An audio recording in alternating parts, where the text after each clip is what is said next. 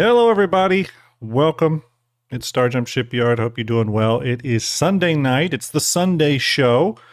I've had this one scheduled for a while, going over the Origin M80, but we're going to be talking about a lot of things Defense Con. Sat with some of the ships for a while now and have a better feel on some of those. So yeah, we're going to talk a little bit of, a little bit about everything tonight. And I also have an Origin M80 to give away. Courtesy of our good people over at Cloud Imperium Games. I see Cave Manasy is saying, how do I get in on the giveaway? We're going to go over that right now. Okay, we're going to switch over, everyone, real quick. Giving away an M80 tonight. Okay, this is well, I actually can't remember what it all comes with. It's an M80. That's all you need to know. It's courtesy of CIG. So do appreciate their generosity. How do you get in on it? Well, it's very, very easy. And I'm just doing it for you all watching the stream. How cool is that? Just for you all watching the stream. Okay. All right. And yes, you do have to be watching when I draw the winner to win, or I'll just keep drawing. Okay. That's what I'm going to do. Doing this one a little differently than I've done it in the past. If you're over on YouTube, all you got to do is leave a comment pinned go to the pinned link that is in chat. That goes to my new player guide video. Leave a comment on there related to the M80.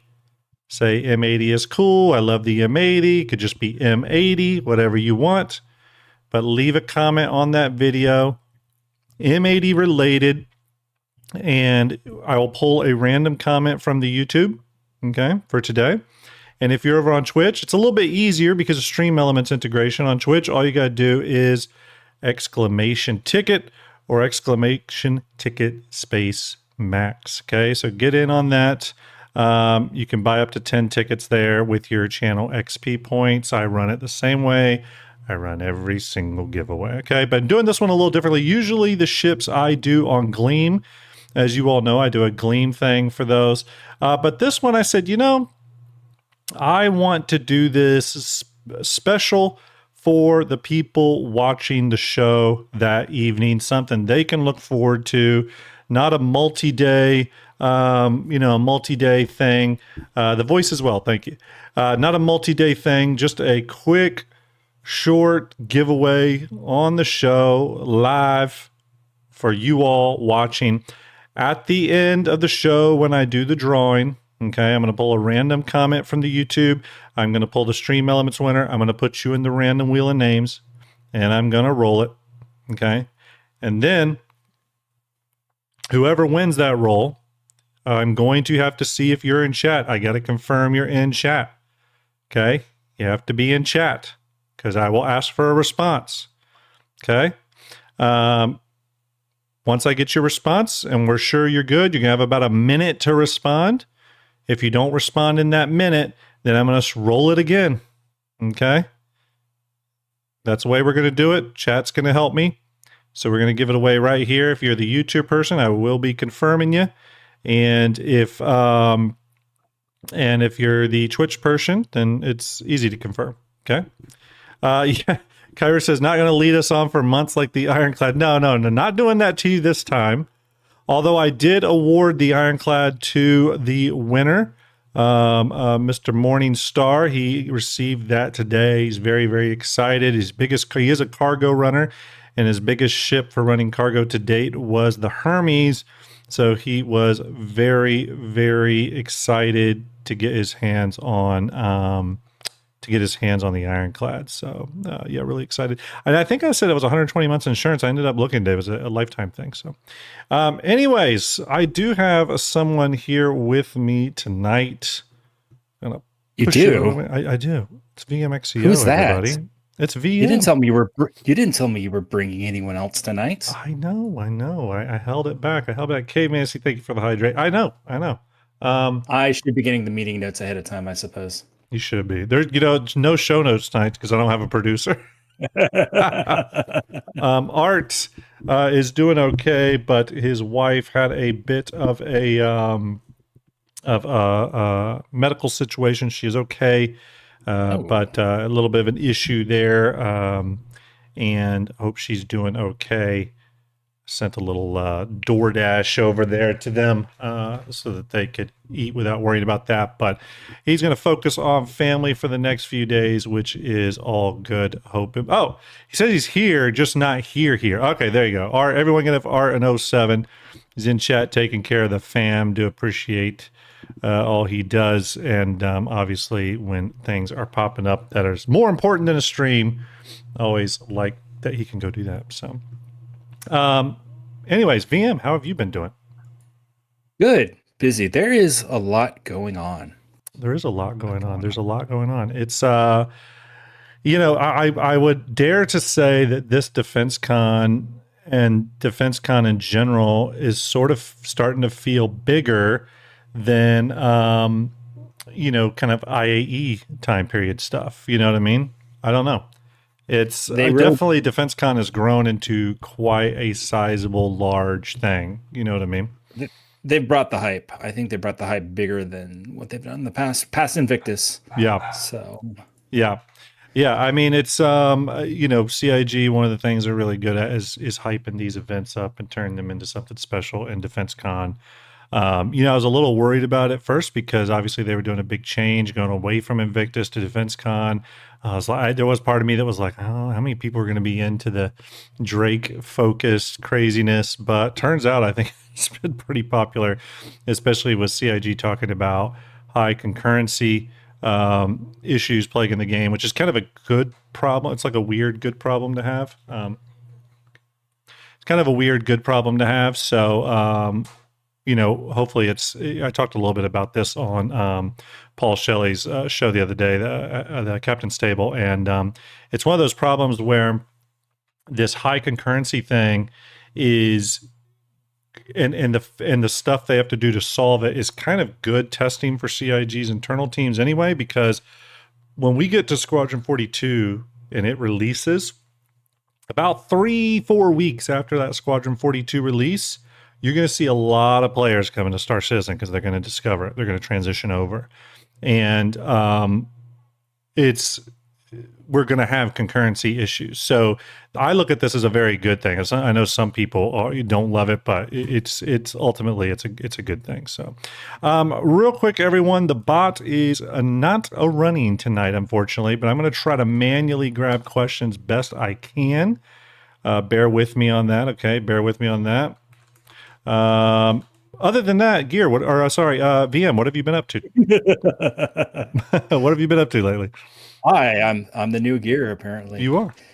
I have been, let's see, in the middle of projects. Took some downtime to retool some of my 3D pipelines. So some of you may have seen some new stuff. Cutaway test. Yeah. We split open I think we did the command module. That came out really good. We did some experiments with the... I don't know if I have. I can bring that up. Let me bring that up. Let me switch over. I'm going to bring that up while you're talking about it. You talk about your pipeline for a minute here.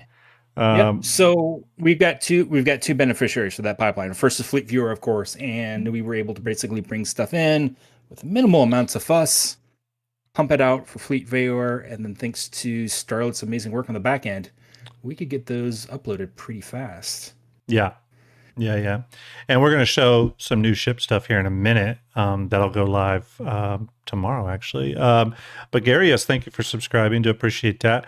Here's that cutaway of that command module. You really do, when you do the cutaways, you really do get a new appreciation for the ships. It really reminds you that these are not just game fakery ships. I mean, there's a lot of work. There's a lot of realism in terms of the space for the interiors, the space for the exterior representation on what's in the interior. The only place I would say CIG kind of I guess what would sort of fakes it a little bit, obviously, is sort of back in the engineering area where there probably would normally be more room for internal engine components, obviously, but the way they represent it's pretty cool. And again, they represent even the room, for example, for landing gears and stuff, which is kind of crazy. So, but let me pull something else up real quick here. Okay. But so we did, let me switch over to Fleet Viewer real quick. the cool thing is we've been Hmm. pushing out new ships relatively frequently. Is actually really quick. I'm going to hide my window. I'm going to bring up a new window. I do have to hide it though for reasons. For reasons. 1 second. All right, here we go. Let me bring this up. Let me bring this up. Um, I'll show off some cool ships here, though, that we're adding to Fleet Viewer. I mean, obviously, you know, the M80's been added, which is great. We added that one really quickly. We added the Ironclads, which we had as a what do you call it? The hollow model versions that I do when we don't have anything. Those we did, but we have since replaced those with the new gorgeous renders from VM. I did have someone question me on the Ironclad, asking if it was supposed to be red, and I'm like, I don't even know actually. I'm not sure. So, Doesn't matter. It looks good.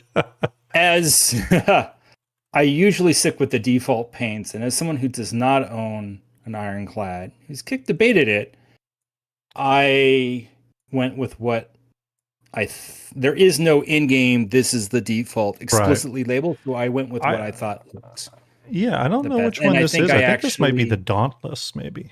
I'm not yeah, sure. it's the Dauntless with a little bit of more color on it. Yeah, nothing wrong It's with not that. quite as metallic as the Dauntless, Yeah, but not quite as shiny. The Dauntless was definitely more metallic in game. That was surprising because I hadn't pulled it up until today, actually, funny enough.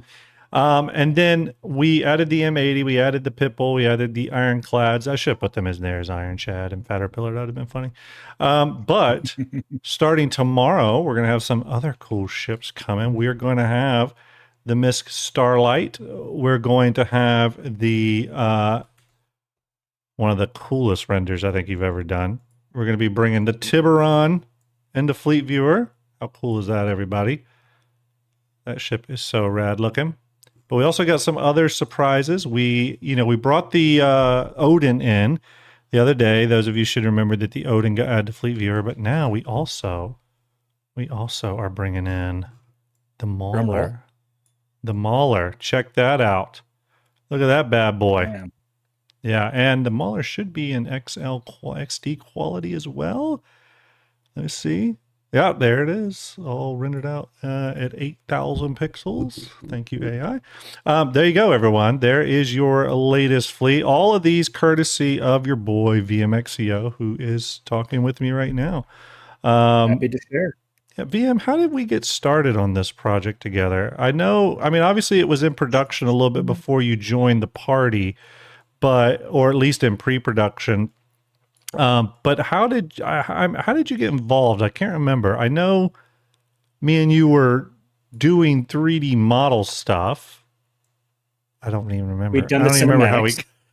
I want to say we started with the cinematics, and you had this crazy idea that would never fly about pre-rendering all the ships, and Yeah. it was like, okay, there's hundreds of ships in the game, and they keep coming out with ships on a constant basis, and Why don't this we will never just do work. this? But Yeah. you know what? Let's just Yeah. I'm gonna tell you that paint job for the Tiburon looks so good. There's so much I like about the Tiburon. They could have, just reskinned a Hammerhead and called it They a could day, have. but They could have. But man, this is its own ship. they really went hard with this one. I love it. I love it. Yeah. So, we've been working for a long time on Fleet Viewer. I think we launched it in 2023, if I'm not mistaken. I think so. I'd have to look. 2023, 2024, I can't remember exactly, but it was in sort of pre-production for a year. It took us a year to sort of get through all the ships in any sort of real way. Obviously, when it launched, we had a lot more of the concept hollow model stuff in there. Drico, thank you for subscribing at tier 1. Appreciate that. Thank you for the stretch, Hothgar. But we had a lot more of the hollow model stuff with a few of your models kind of making making their way into things. And then as the years went by, more and more hollow models have been replaced. Because the whole goal behind Fleet Viewer is to be an accurate representation of either what is in game or what CIG has told us. Just so everyone's clear. Because I get this question a lot. Why don't I go in and size up the Endeavor to 350 meters. The reason I don't is because the last CIG told us is it's 200 meters. Now, we all know it's not going to be. It's going to grow. But that's why I keep it 200 meters in Fleet Viewer, because I don't want anyone to look at Fleet Viewer and go make some big ship purchase based off something they see here that isn't accurate. So when the ability to came for us to have more and more ships as flight-ready models, I really wanted that because I thought it was a better, more accurate representation of them, and that ultimately was a good thing. So. Mithrix, thank you very much for subscribing. Appreciate that. Real quick, everyone, though, I do want to get to a few things. We are doing our St. Jude raffles, of course. You all know the drill. We've gone over this quite a few times at this point, but we're going to talk about it. We are giving away a series of ships over the course of May for St. Jude Play Live. Okay, so with a donation to the Tiltify link that I am posting down in chat right now, and I'm probably gonna have to post it manually in YouTube because YouTube does not like the Tiltify link thing. I'm not sure why. But through that Tiltify link or the QR code you see on your screen, you can make a donation. And for those donation amounts you see, you will get a ticket to that raffle if you select that raffle when you donate. Okay. So on May 6th, we gave away 2 Drake Corsairs. May 14th, we gave away 3 Clippers. We just did that one recently. Our next one is this coming Wednesday on May 20th, which is where we're going to raffle off one of these bad boys right here. The Aegis Tiburon, okay? May 20th, we're doing that raffle, okay? Let me go back to that. So you can see that is a $40 donation. I need to update that graphic. $40 donation will get you a ticket towards the Aegis Tiburon, and that is this Wednesday. On the 27th, which is the last day of Defense Con, for a $35 donation, which you can do right now, we'll be raffling off an Ironclad Assault. Very, very cool. And then on May 31st, which is the last day of Play Live, at least for me, it'll be the last day I do any of the Play Live stuff. We have 2 raffles going on. For a $60 donation, you get a ticket to the RSI Polaris. And for a $100 donation, you get a ticket to our Masters of Industry pack, which is a pack we've made up, which will get you a Hull Limited Pioneer, an Arastra, a Hull B, a Reclaimer, a Mole, a Vulture, a Golem, and a C2 Hercules, which is pretty unbelievable. You'll get all those ships if you win the Masters of Industry pack. Now, one other thing I want to point out, your odds are pretty damn good with these raffles. So, on average, any one of these raffles may get 30 to 60 tickets sold, okay, on average. That's somewhere in that ballpark. Okay. So right away, your odds of winning are like 1 in 30 or 1 in 60, which if you've ever got in on any like CIG giveaways or any of my Gleam giveaways where we get thousands of entries, when it's 1 in 30, 1 in 40, 1 in 50, something like that, your odds are pretty damn good. Okay, so yeah. So Adjudicator, to get in on the M80 giveaway, all you got to do is, if you're on Twitch, all you got to do is !ticket or !space max in chat. And on YouTube, all you got to do is go to the pinned link in the chat, leave a comment on my new player guide video that's related to the M80, and we'll pull that comment tonight. You do have to be in stream when I call the winner and respond to me within 1 minute to win the ship, okay? Or we'll roll again. Also, and I'll pull him in channel because I see him hanging out in a waiting room. All the ships for the raffles have been generously provided by GearCon. Winners will be contacted within 5 days of drawing via email. Okay, so if you win one of the raffles for St. Jude, let's say you win Tiburon, I'm going to reach out to you via email first. You have 5 days, so I'll reach out to you within 5 days. You then have 7 days from receiving that email to reach out to me and confirm it. Okay, failure to do so will result in a new drawing and a new winner. Okay, that's just how we have to do it. Now, one thing I'll say in relation to some of these raffles, Some of these raffles may not be, for example, just the ship handed over to you.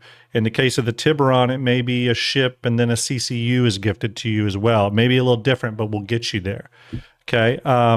One other thing I need to point out about the raffles is we do have one more raffle going on. I've decided I'm going to do that drawing on May 20th, and that is for an Aurora SE Mark 1 SE. No, let me start over. An Aurora Mark 1 series pack, which gear, if I'm reading correctly, is all the Aurora Mark 1s, correct? Yes, it's that special package that they came out with. Yeah, that is a $5 donation to St. Jude, everyone. $5. I see Ray's down there donated $5. That's how much it costs to get a ticket to one of those, and that is for all the Aurora Mark 1s. $40 from Vigilant Fox, thank you very much, towards the Tiburon, and $40 from Anonymous towards the Tiburon. I do think the Tiburon is going to be rather popular because it does look cool as hell. So, hey, Grim. Yeah.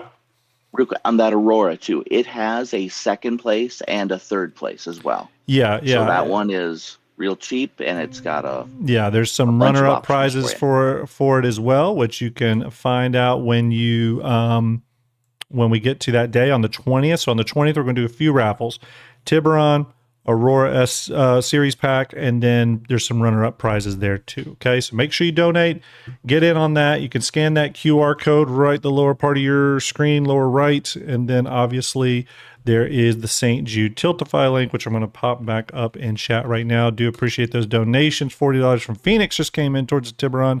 I do think the Tiburon is going to be one of those ships. I think as people start seeing it more, it's going to get pretty exciting. So, it looks so good too. It looks so good. It looks so good. Now, as you all know, there's been a number of ships released. On Monday, not Monday, the first day of Drake Defense Con, we had the lovely little Pit Bull was released. I've been having a lot of fun with that one.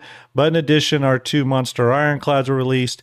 Yesterday, the M80 released to huge fanfare. People have been very excited about that ship. I am a little split on it, and we'll talk about that. But the M80 has been very popular. Tomorrow, we will see the release of the MISC Starlight. Okay, that'll come on Monday, tomorrow. And then, of course, on the 20th, which is Wednesday, we will see the release of the Aegis Tiburon, all those going to flight ready. Now, and we're going to talk about the M80 and length here in just a minute, everyone. Now, after the Tiburon, that's on the 20th. On the 24th, we're going to hear all about, I think it's the 24th. On the 24th, we're going to hear all about the Anvil Odin. We know Jared and those people did a video where they're going to be touring the ship, going into a lot of its rooms and stuff, which is really, really exciting. So, I'm excited to see that. And then we'll see who gets into the Odin Founders Club. We're going to learn a lot more about the Odin. That will be pretty exciting. Captain Alchemy says, Grim, Fleet Viewer has not allowed me to access the hidden panel on the right side of Fleet Viewer on both my Samsung Z Fold 6 and 7 via Chrome. Has anyone else asked about that? So Fleet Viewer does not work on mobile. I can tell you that. But I'll talk to Starlet. Maybe there's something we can do that isn't necessarily like a mobile version, but maybe a version where this menu here can be toggled to be just on, to where it doesn't have to fold out for you. Maybe that's a limiting factor, or limiting. Is that a word? I don't know. It is now. It is now. I just made it a word. Limiting. It's not a limiting factor. There you go. But maybe we can make it like just automatically popped out so you can't access it. Let me talk to her about that. We're doing a lot of Fleet Viewer back end work right now, though, everyone. Literally, she just pushed me something new here shortly ago. So there's a lot of work going on in the background. I know you all don't get to see that, but it is allowing us to make updates a lot faster. Okay. Let's go ahead and get into a few things. Okay, we talked about St. Jude. We talked about some of the new stuff coming over this week. We talked about the M80 giveaway. Okay, I'll remind you all how to do that a little bit throughout the show. And remember, you do need to be watching when I call the winner. Okay, you do have to be watching. I don't usually do that. It was the first time. I'm going to do it. All right, let's go into the news. Okay, let's go into a few things. Obviously, DefenseCon going on. The big thing we need to talk about here, and we're probably going to pop in game as well and talk about it, but we're going to talk about it from the store page and sort of trailer standpoint first. It's time to talk about the Origin M80. You know what? Before we do that, let's go ahead and watch the trailer real quick. And we are having some donations come in. Thank you, everyone. Oops, okay, that's not what I wanted to do. Let's pop that. There we go. I am seeing some donations coming in. Thank you very much, everyone. Rhino, Dark Tiger coming in with donations. Thank you very, very much. To appreciate that generosity. Rhino with $85 total. That's amazing. Dark Tiger, 45. $5 from Dr. Gnosis. Let's watch the M80 trailer, everyone. That's a good one. Careful now. The surface holds its breath. Inviting you beneath. But deadly things hide intention behind beauty. Come closer. Closer. Gaze beyond a fleeting glimpse until beauty becomes bite, becomes power. And power,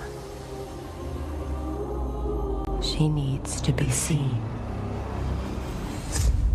Origin's first heavy fighter is formed. Look away. There we go, everyone. The Origin M80 trailer. Pretty cool trailer. I've seen a lot of people in chat say the most Origin trailer ever. We're going to talk a little bit about that trailer some. Actually, before we go into the webpage, what was your impression, VM, of the trailer? Man, the team that does the trailer, really great at their jobs. Yeah. It made me, did it make me want to buy one? Of course it did. Do I actually want to buy one? No. Yeah. That said, it did make me think, though. We did get a fluid sim in there, and I want to see more ships coming out of the water. But we might have to do that ourselves, Trim. It's been a while since I've done a proper. They gotta be careful with that. Fluid sim. People are gonna think that this thing goes in the water. You know, there's that very literal player base. You gotta be very careful with them. I think it should have been the Tiburon. Yeah. Should have been the Tiburon. Yeah, you know, I first off, I agree with you. I'm killer trailer, obviously. The only thing I would say is I'm a little bit split. Like for me, I'm a little disappointed we did not get a proper ironclad Drake trailer. We did get the DefenseCon trailer, which is really cool. Love it. It's got the ironclad in it, which is great. And the Tiburon is sort of in there represented. I know we're supposed to get this M80 trailer, and I think we're getting a Starlight trailer. I would have loved to have seen a Drake trailer. I'm just going to be honestly, like a Drake ironclad sales, like consumer like a consumer facing trailer. I think that would have been cool. Obviously they got to pick and choose, what they make here, and that's totally understandable. What I will say about this trailer though, is it's a departure. It's kind of it reminds me of the old school, CIG ship trailers, right? It reminds me of some of those early trailers we got before CIG had like a lot they could show off in the trailers other than the ship. I feel like lately what we get is a lot of cinematic trailers, right? Which are really cool, and I've grown to love those. This trailer is what I would call very like ad agency type trailer, right? It's the type of trailer that is like commercial focus and stuff. I do a lot of that work. So for me, I kind of was like, yeah, it's cool. It's kind of like the stuff I would work on. Like you could replace that M80 with like a golf club or a shoe or what, a lot of some Bose speakers, you know what I mean? Like rising out of the water, and it would still work. And it works here. It's that sort of marketing is very, very effective. I think there was a slight Top Gun missed opportunity cinematic trailer here? Yeah, but I do agree with everyone. It's a very Origin trailer. And from that standpoint alone, it works. I mean, like you said, I mean, the goal of these trailers should be to sell the ship, right? People should want to, it should evoke something in the consumer that they want to own this. And you know what I mean? And I think from that standpoint, it's very effective at doing that. Very effective. It's going to be funny though, like 3 years from now, somebody's going to be going, no, it goes in the water. It's a submarine. Yes. You promised. I saw us the trailer in the commercial. Yep. Gear, what'd you think of the trailer?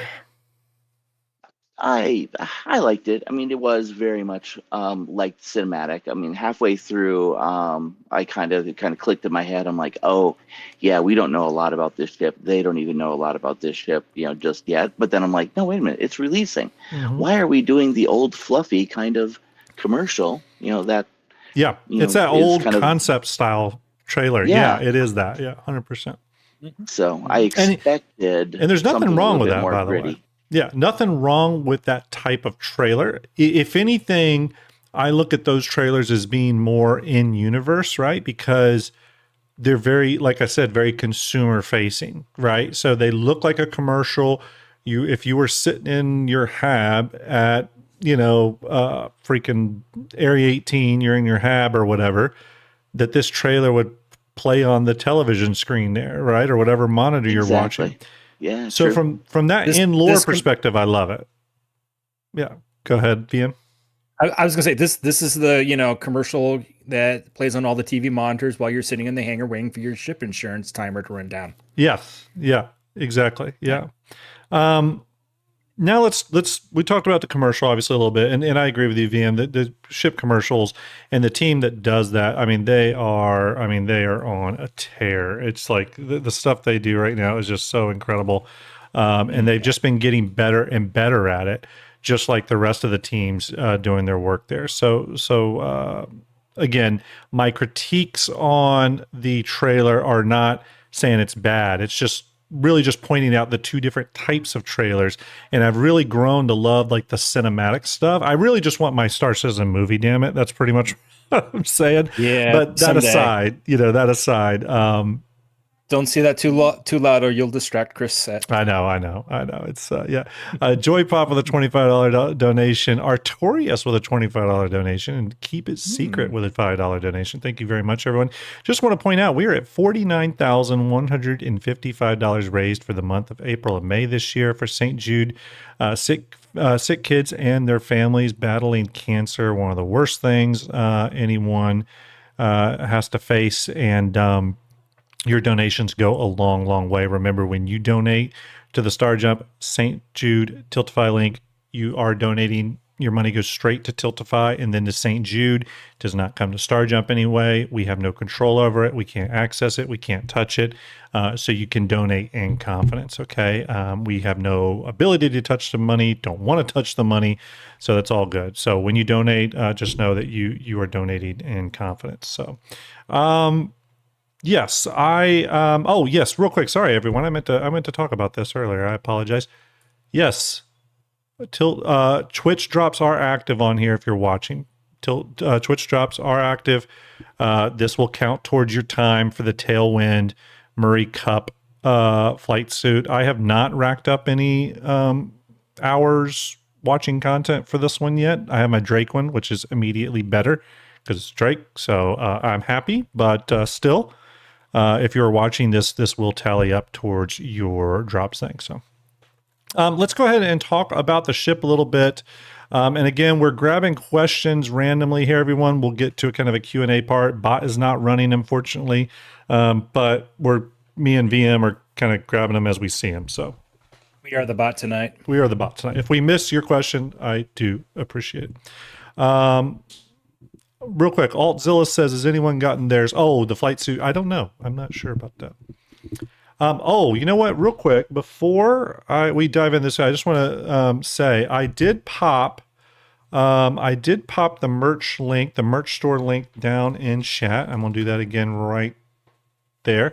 The merch store is active. There's STARJUMP stuff over there, including the really cool Kraken Captain mug. If you're cool enough to either own a Kraken or want to look like you own one, just to be cool, like me, you can get in on that. They're on the merch store. I don't use any CIG IP artwork, logos, none of that. I create everything from scratch that I sell, so nothing like that. And I don't really sell like Star Citizen stuff. I mainly sell STARJUMP stuff. So get in on that. Do appreciate the support. Money raised there will go towards the eventual STARJUMP Bar Citizen, which is kind of actively being planned and worked on. So, all right, let's talk about this daggum ship here. Gaze upon the M80 in a universe where power is necessary and elegance is rare.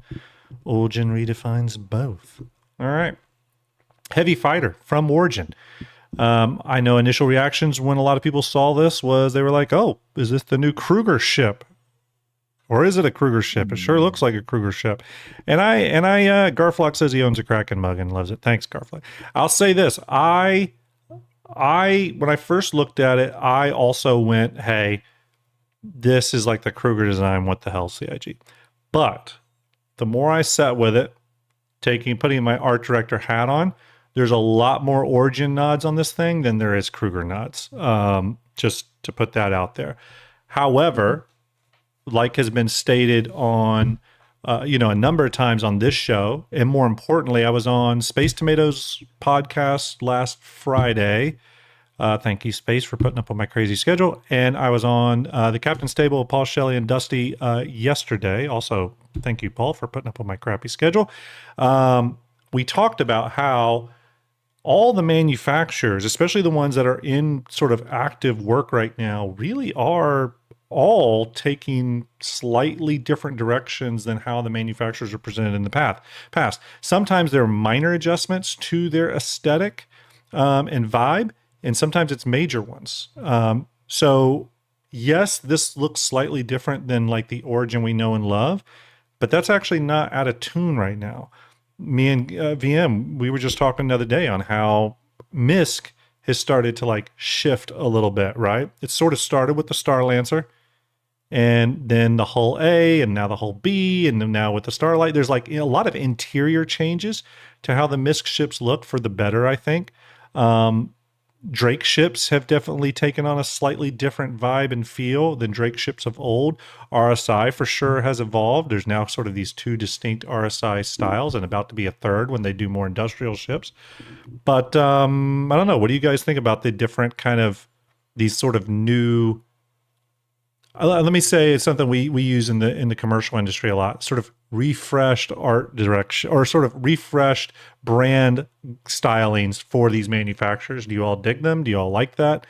Do you think they went too far with Origin? What's your sort of initial impression of the look of the ship? Before we get in the nitty gritty of the details, when you look at it, what's your initial feeling there? VM, I want you to tell us your opinion first. You look at a lot of ships.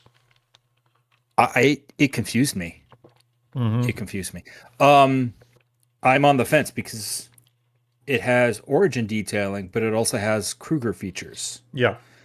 So if you just showed me a photo of the ship and said what manufacturer, so Star Citizen's been very good about keeping the manufacturing stylings distinct. This blurred the line a little bit. It did. And I'm not saying it's a bad design, but for me, I almost look at it and say, I wonder if this ship started as a Kruger design and then they shifted towards Origin. Mm-hmm. That's very popular. I mean, here's something I will say. We know that occurs. We know it occurs. When I did, and real quick, $40 from Anonymous towards the Tiburon and $100 from Hey Mitch towards the Master of Industry pack. I was about to say congratulations for your donation. Thank you for your donation. I do appreciate the generosity. It is also Sunday, everyone. I've eaten steak and some really good food today, and I've had myself a drink or two. So I may say some dumb shit on this show. I don't know. I can't. Sorry in advance. Here's the thing. We know they've done that. When I did that show that was sort of covering all the old concept artwork from the many different, from all the different ships, still one of my more popular episodes, there was a lot of ships that started off as different manufacturers. For example, the Terrapin was originally an Aegis ship. Started off as an Aegis Terrapin. And then it turned into the Anvil Terrapin throughout development. You know what I mean? As the look and stuff of the ship changed. And I think CIG I think the manufacturers, and it'd be really great to get an inside sort of look into this, but like when they start a ship, do they start it? You know, that design brief they talk about a lot where they go, okay, it's a salvage ship, it's a this, it's a that. I often wonder, do those design briefs contain the information on like the manufacturer, or do they open it up to a couple manufacturer options, or is that left blank sometimes for them to sort of feel it out, do a couple sort of rough concept mock-ups or sketches and see where it would fall? I'd be curious about that. I mean, there's some manufacturers, but I think there's some manufacturers where there's some crossover, you know what I mean? And I would go so far as to say, for example, the Golem. Now, we got a very Drake Golem, obviously, but I could see a world where the Golem may have started as like an Argo ship when they were, before it was even called Golem, when they were just exploring, hey, we need a salvage starter. Who knows where they started?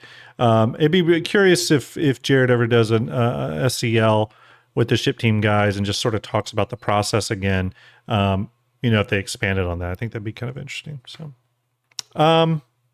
yeah, I really like it. It looks cool. Definitely looks cool. And they did some great imagery for it, as always. We watched the trailer. Obviously, a lot of these like hero beauty shots they did are very, very Origin. Very, very Origin. I have $5 from Desert Fox, 40 from Commander Murr, and 140 from Wingsaber. Wingsaber, your name makes me think of chicken wings, and I kind of want some right now, but we'll have to hold off. $49,480 tonight, everyone. Will we pass the $50,000 milestone? Will we pass it? I don't know. Hopefully. I can tell you right now, I think last year we raised, it was like 22 or 24,000. 24,000. If we hit 50,000, we have officially went double last year. And that's all thanks to you all in chat. Big 07. This is another reason why I wanted to do that M80 drawing tonight for you all specifically in the channel watching. I didn't want to do a Gleam link or anything like that. Okay. But yeah, you've all been incredible. Your generosity has been incredible. I do appreciate the follows, everyone. There's been so many follows, it's hard to call them all out, but I will try to get some of those here in just a minute. Okay. Do appreciate it. Hey, Greg. Yeah. I know for me, when I, looking at this first, I was with, I kind of like VMXTO, I think where he was going. It's confusing. I was expecting Origin Luxury, but the look and feel kept bringing me to, an M82, and Kruger. And it just, it's odd. I think I'll like it, but the performance of the ship has got to get tweaked in a few areas that maybe we'll touch on in order for me to really like it. But yeah, it's a confusing ship. Yeah, and that kind of goes into a whole other discussion, which is, we'll circle back around to this as we get through talking about this M80 sales page, but like with ships now not really being tested in Evo builds like they used to, because way back in the day, I remember ships getting tested in Evo builds and stuff. Remember that great controversy, for example, when the MSR was tested in Evo and went out to all these people who didn't actually own it, and it went out to them first. Yeah. But, in the past, they test those ships, and I do, in as much as I understand why CIG wants to keep the hype and release the ships in a big, important way, they release without testing, like at-scale testing, and that always leads to a situation where we get kind of a rough introduction to some of these ships. And it happened with the Ironclad. It was probably more prevalent on the Ironclad, but the Origin M80's got a few issues, including some visual issues. I'll point those out when we go in game. But also, I don't think this is an issue just with testing. I think this issue is going to be prevalent in this whole issue now where we don't have ships going into public facing concept first. They just go straight to flight ready, and I know everyone, I'm not saying that we should have 10-year long concept cycles for ships. I'm not saying that, but there's a lot of gray area there. What I Yeah. did like is when CIG, with like, for example, the Zeus and the Spirits, I think they did those great, where they announced them as a concept and they said, these will release next year. We're already working on them. That to me was great. You know what I mean? Because then it was a known thing. They didn't have to worry about putting them into the PTU builds for people to get a little bit of testing in. And when we get to these really big ships, like, you know, the Kraken, the Pioneer, the Javelin, when it's coming, or even just large ships, you know, Liberator, stuff like that. There's part of me, and this is based off the experience with the Ironclad, there's part of me that kind of hopes they go into testing a little bit earlier, because it is a little bit of a bummer to have the ship land like the Ironclad did and have so many egregious issues. You know, a couple visual bugs, that's whatever. But the Ironclad had some major issues, like major issues. So Yeah. hopefully it was a learning thing for CIG. I do think they are trying to take cues from some of this stuff now. At least I've noticed that. And I could see them making some changes to how they even approach maybe later this year with the Galaxy, because that's going to be another ship they're really going to want to hold back. Now, maybe they don't want to put it out for testing, but maybe that means they do a different type of internal QC testing, right? At scale or something like that. I don't know. We'll have to see what that is, but we'll talk more about that in a bit. Yeah. Obviously, They're struggling with the whole, like, you know, announcing a ship, the pushback from the community about, it's in concept for years before we see it. But having them formalize something, you know, I think this is what you were going, but where they're announcing a ship, right? It's going into concept, but it's committed to go to Evocati in 120 days, right? Yeah. So they've already Yeah. got the time booked, right? It's not going to slip, right? Yeah. But it's not releasing today. Well, And we're committing to testing. and to be totally fair, and $100 from Token Clanker. Thank you very much, Token, towards the RSI players. Another thing, and by the way, the Token, you have really good chances on the Polaris, because we do not have a lot of tickets for that sold, that particular ship. So your odds are real good. I'll tell you that. Real good. Out of all the raffles going, the Polaris has the fewest number of tickets. And I think it's just because it's right next to the Master of Industry kit, but your odds are real good. But one thing I would say is that I don't blame CIG completely for the rough launch of some of these ships and the lack of testing. I blame the community as well. Because the breaking of the NDAs for Evocati has made it to where CIG now treats Evo really in a lot of ways like the regular PTU, where they hold things back because they don't want it to come out, because no one respects the Evo NDA. And I think, and that's the communities, they need to take that one on the chin. And when I say communities, I mean specific leakers, you know what I mean? And they just have to, that's just is what it is. You know what I mean? It's not all CIG. CIG could do some things different, I'm sure. One thing I'm very sure, everyone, just so you realize this, is I'm pretty damn sure that the ship team's internal testing, everything works great. And probably for their internal QC team, a lot of this worked great. The Ironclad probably functioned just fine. I mean, I can promise you, John, I don't want to speak for him, but John Crew does not want to release a ship that's broken. Okay, I'm sure they tested it internally, but as CIG has stated many, many times, when you test at scale, all kinds of crazy stuff happens, right? And as everyone knows, Yeah. everything always works in the testing and QA servers. Exactly. And breaks on Yeah. production. So it's not all CIG's fault at all. It's a group thing here.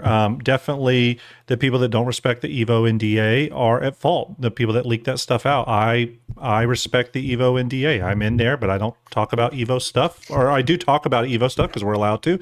That's outside the NDA, but I don't ever show visuals. I don't ever leak anything. You know, that's just the way it is. So anyway, let's get back to the M80 though. Really cool imagery, as CIG always does. Look within. Ship obviously has a pretty radical interior, and this is the thing that I think has been sort of most controversial amongst the player base. Everyone loves the exterior. I've heard a lot of mixed reviews on the interior, and I guess I'd open it up to you, VM, first. Have you seen the interior in game? What is your thoughts? I think I've actually been in game. I've played with the model, I don't think I've had a chance to do it in game. Yeah. Based on what I've seen, it's probably the most origin part of the ship. Yeah. It's got that ramp floor similar to what the 400 has. Mm-hmm. It's Yep, got an 400i ramp interior floor, yeah. layout. Yep. Very reminiscent of the 100i series, probably on a grander scale. Mm-hmm. You've got all the trim lighting of your typical Origin ships. The only thing it's missing, Mm-hmm. in fact, I think I posted this and complained, is a coffee maker. You did complain about that. So, that was a missed opportunity from the here's the one thing I will say. We need our if coffee. it had been an Evocati, we could have added, we That's could have true. submitted our feedback. Hey, Nice, great segue. This heavy fighter needs a coffee maker. Yeah, and sorry everyone if you hear Star Citizen sounds. I'm or audio. It's probably turned up too high. I'm getting in game so I can pull up the shipping game. Yeah, I think a lot of the weirdness with the interior is the lighting actually, and it's just got a type of lighting that sort of pushes things in kind of a weird pinkish kind of direction. And that led to a conversation on the captain's table where we were like, how they're selling things like liveries and weapon kits and flight blades and stuff. I was like, man, it'd be another great thing for them to release is like customizables, although you got to be careful about how much microtransaction you do, but on a non-subscription game I'm okay with it. But like I could see in the future them selling things like $5 for like canopy tents or interior lighting colors that you can do, so in case you want the purple lights inside your ship instead of the white, who knows what they do. I could see them doing stuff like that. They experimented with a 300i and then it's never worked right. It's never worked right. Yep, that's true. It's never worked right, and I think they gave interiors could have tint palettes attached to them, especially with the newer ships. Yeah, and what if it's just the lighting too? That's the other thing. Like, what if that's a thing? A canopy's another one. Like, we know canopies can be given tints internally because ships like, the Carrack, for example, there's variants of the ship that have different liveries of the ship have different canopy tints, right? I'm going to switch over real quick, everyone. Though, if I remember correctly, they have entirely separate material files for those. Oh, do they? Okay. Well, see, this is something you wouldn't know. It's not the elegant tint palette that I think you could actually define glass color in the tint files, though. Gotcha. I'm going we're out in the technical weeds here on that. Yes, we're on the technical weeds. But here's the thing: this type of stuff is good to know because a lot of people don't realize this. Real quick, everyone, I'm going to pull up my main screen real quick here. We are smallified for a minute. I'll switch over to a larger thing in just a second, but let me bring up the M80. We can look at it. I'll do a quick tour of it from the in-game perspective here.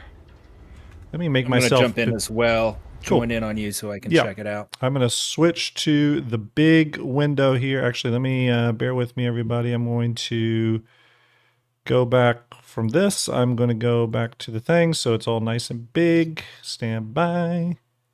Where is it? There we go. Main screen. Okay, we'll go into it here. Again, everyone, while the ship is coming up, thank you for all the follows. I really appreciate it. It's been an incredible amount of follows lately, which is amazing. Just to call out a few names. Unknown on TTV, Ghost Zuns, Mo Daddy, Tovskiv Tov, Navy Top Gun, it's an on par name tonight, Desert Fox, Virtus, Mobius, Strato Brick, you weren't followed? Oh, Strato Brick 2, okay, maybe it's different. Nordy Time, I think he's pouring all his alts out tonight to win that M80. That's right, yeah. Nespresso, Token Clanker, Tabano, Renly, Stewie, Unlucky Professional, Code One, and Rescue Jack with the subscription. Thank you very much, everyone. Do appreciate it. We got 376 on Twitch tonight. Got no raids, so that's incredible. And what do we got? We got 207 on YouTube. Do appreciate the support, everyone. You are all amazing. I am going to switch back over to the game now. Bear with me, and we're going to walk out to the ship. This is Grim we're talking about here, so you know what I'm rocking. We're rocking the Drake flight suit here. That thing looks good. There we go. Okay.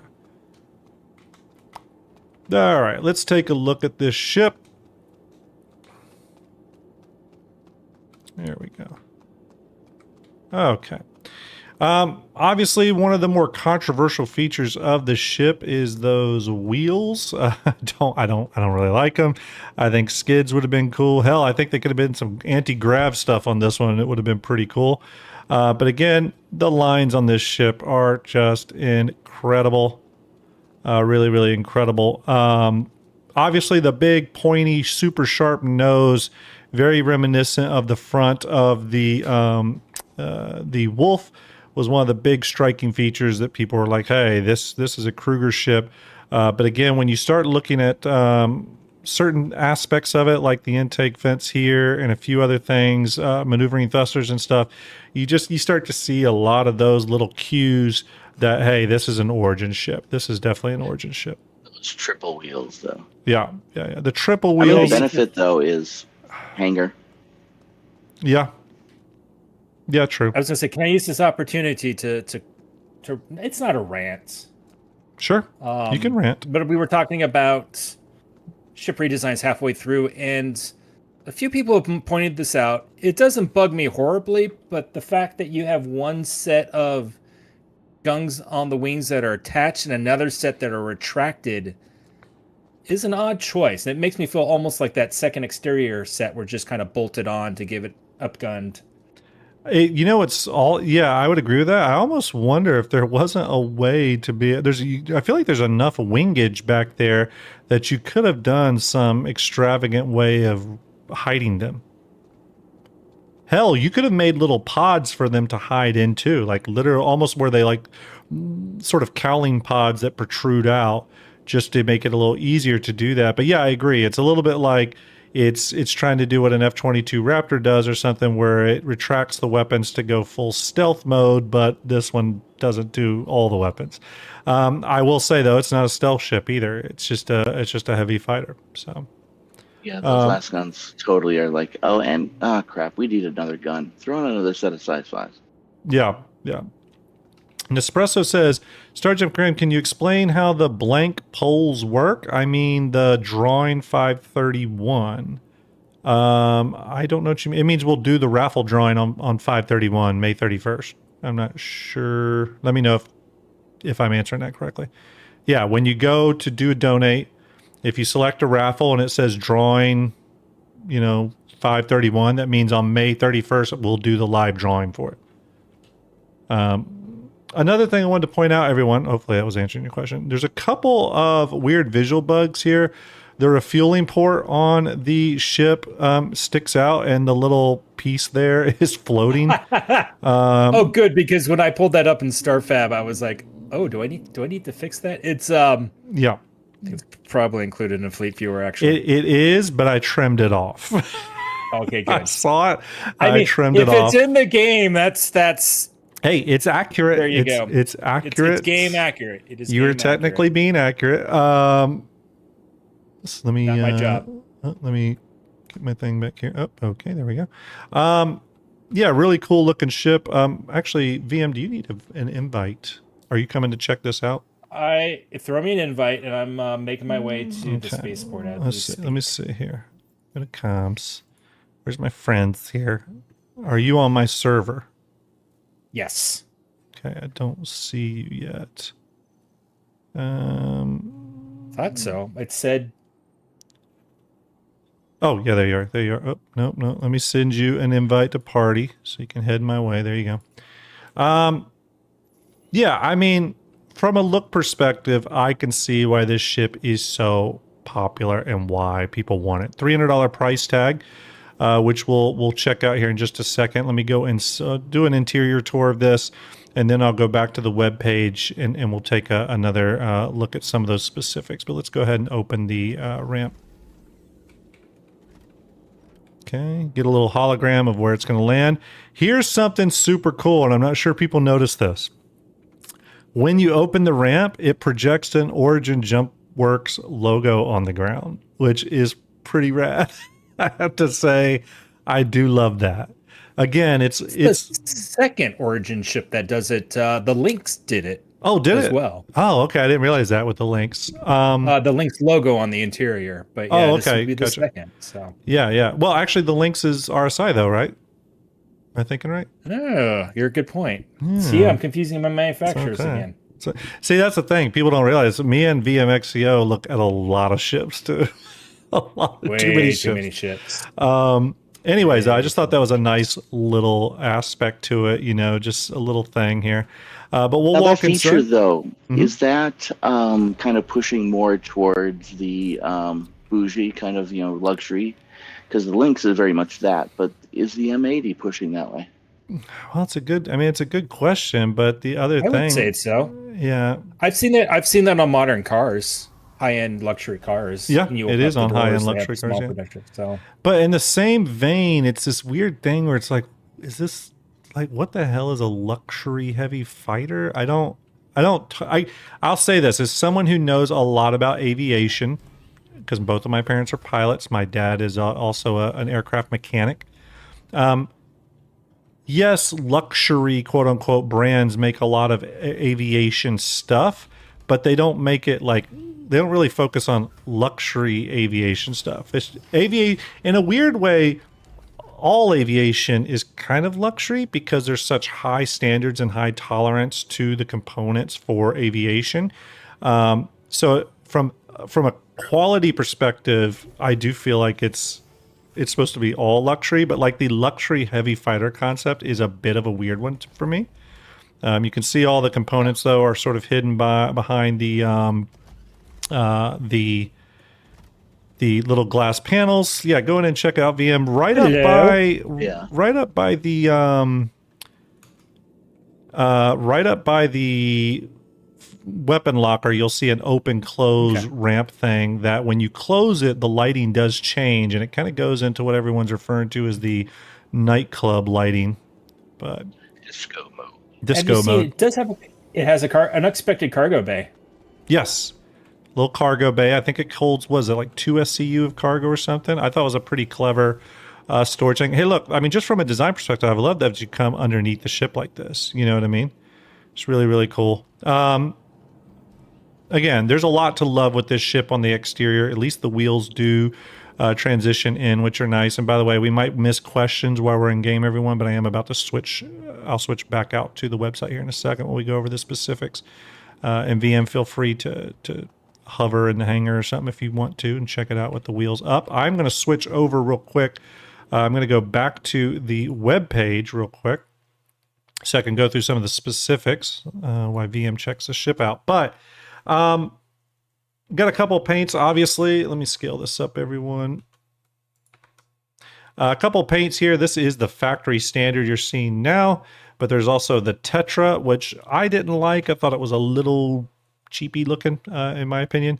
There was the Afterglow, which is black and orange highlights. Very sexy paint. Probably one of the best, actually. There was the Dynasty, which I thought was really, really slick. This ship just looked great in white and sort of took on a little bit more of an Origin feel, believe it or not, to me, just through that paint alone. There's the Slate Camo, which I really love this camo pattern, and I hope we see it on more ships. I'm really particular about some of the camo patterns that CIG chooses to do. I don't totally love them, but this one I think is a big success. Yeah, I've heard a lot of people like the Tetra one. For me, maybe it just doesn't look good in this lighting, but it's a little weird. Not a fan, but I think yeah. Some people are happy, so yeah. Blaze is the Chairman's Club paint, and funny enough, I don't love it either all that much. For me, the two nicest paints are the Dynasty, which is that white and blue and black. I just think that's really attractive on here. And then, of course, the Afterglow, which I think is just amazing. Who said? Vicear says, Grim, the Tetra doesn't look good in photos. You got to see it in game. Okay, cool. Thank you. Thank you. Believe it or not, I think the Tetra is actually what we're using for Fleet Viewer, but our metal isn't quite as shiny as this. And it looks like on ours, where the front is the nose is the kind of the white. It looks like here they have like an ultra glossy black, maybe, or chrome. I don't know. Some kind of hard to think. But I know these colors are in our. Yeah, I don't know. It's hard to know Yeah, sometimes. super glossy here. That front is wow. Yeah, like if you look at the Tetra here, it's like, good God. Whew. This thing could reflect the sun and melt down any ships just from the reflection alone. Why is it so hot in my room? Oh, okay, because I have my fan on. That'd be it. Okay. Hey Grim, if Yeah. you get a chance, check your Discord DM. Okay. Just let me know. Let's see. Later. Let's see. 1 second. Yes, that's fine with me. Yeah, that's fine with me. Let's do that when we're done talking about the M80. Okay. We'll do a nice transition. Okay. All right, I'm back over, so hopefully I didn't miss any questions. I see one question here. Let me grab that rabbit. I'll grab your question, throw it in here. See if there's any others I missed. So again, sorry everyone, the bot's not working tonight, doing our best. 32 meters in length, so kind of a long ship, 17 meters wide and 6.4 meters high. Weapons are 2 size 5 weapons. Those are the ones hidden inside the left and right kind of hull extensions there. And then there are the 2 size 4s mounted on the rear wings, left and right. And then there are 4 size 3 missiles and 16 size 1 missiles, and carries 2 SCU of cargo. Nespresso says, Star Grim, how long is the stream going to be? I am from Europe and I'm getting real late. I have a software engineering exam tomorrow today. Nespresso, definitely go do that. Go focus on that, buddy. Here's the thing. For the M80 giveaway, I am going to, let me think. Here's the thing. Okay, here's what we'll do. You don't have to be here because we have a lot of fans on overseas. You don't have to be here when the stream ends to win the ship. But here's what you do have to do. You are going to have to watch the VOD rather quickly. Okay, that's how we're going to do it. Just to be fair, I'm going to give you essentially 24 hours. So you got to watch the VOD by tomorrow night and see if you were the winner. And I'll announce the winner as well. Okay, we'll do it that way. Because I've had issues actually when people are in stream and they don't reply right away, and then they reply 30 seconds after you decide to do the roll again, and that never feels good. So yeah, we'll do that. We'll do the drawing. I'll give that person 24 hours to claim, even if they're not watching the stream at that time. But then by Wednesday, if I have not got a winner, then we'll do it. Dr. Reanimator says that's a good approach. We're going to go with Dr. Reanimator then. Sounds good. Okay. That's how we're going to do it in Espresso. So go get some rest. Focus on your test tomorrow. That's much more important. Bunker Fist says it's 2 a.m. No one cares about Bunker Fist. He's not going to win. We know Bunker's not going to win. Bunker, go to bed. Bunker should be studying anyway. All good. So let's obviously Chairman's Club. Let's look at the price of this bad boy. War Bond at $275 gets you a bonus paying as well. And then credit $300. For those of you that watched streams recently, you will know I said it was going to be $300. Oh, actually, pause, everyone. I said it was going to be $300. Everyone, we got to go full screen here. I go full screen. We got a couple of donations. $40, $160 from Rhino, $40 from Token Clanker, $40 from Navy Top Gun, and $125 from Dayron. That pushed us to $50,005 raised. I don't even have another milestone lined up, everyone. We'll have to create another one for next stream. That is crazy. Socially says I need some beans. So, yeah, you're right, Socially. You're going to have to render a Odin flying overhead or something. I know. We're going to need like an Odin render or something. Bean Boozled, going to do it. You know what? For 50K, I'm going to do 2 at one time, which means I definitely do not win. That is a hard fail. Okay. What did I get on the colors? Ooh, kind of interesting color combo here. One of them is definitely toothpaste or berry blue, and then the other one is definitely... actually, is that yellow or green? Who can tell on stream? I just realized I wasn't sharing my camera on the show channel, which makes it hard for people on the show to follow along. There we go. All right, I'm sharing my screen, YouTube. But anyway, there we are. What color am I holding up, everyone? Yellow, Perosa says. Thank you. I'm a little bit colorblind, everyone. So it's either wet dog or top banana. This is not going to go well. It's a weird, because even if I get toothpaste or what's the other one, berry blue, they're kind of minty. That's not going to go good with banana anyway. So even if I get both good flavors, it's going to be bad. Okay. Here we go, everyone. Thank you for the donations. Give your own damn self an 07 in chat because you all deserve it. $50,000 raised for the month of April and May, and we're not even done with May yet. Give yourselves an 07. You all deserve it. You all made that happen. I appreciate you. Down to hatch. Is it good? No, it's not good. That was instant. Bab. Yep, that was instant Bab. Mint I've got and my banana screen do not go froze. good. Is everyone's screen kind of paused right now? For Graham? I hope not. Has the stream paused, everyone? Or are you And seeing Twitch, me? Looks good here. Now you're moving again. Never mind. Twitch looks okay to me. Oh my For god. me, it paused like you looking down, and then while you were still talking, so it was I can promise you this is the worst combination I've gotten. Everyone's saying it's good. This is the worst combination I've gotten. And I think I got toothpaste, and actually I think I got banana and toothpaste, but they do not mix. They don't mix at all. Those weren't even like the gross flavors, and they don't mix. This is nasty. Yeah, no, it's not good. Hold on now.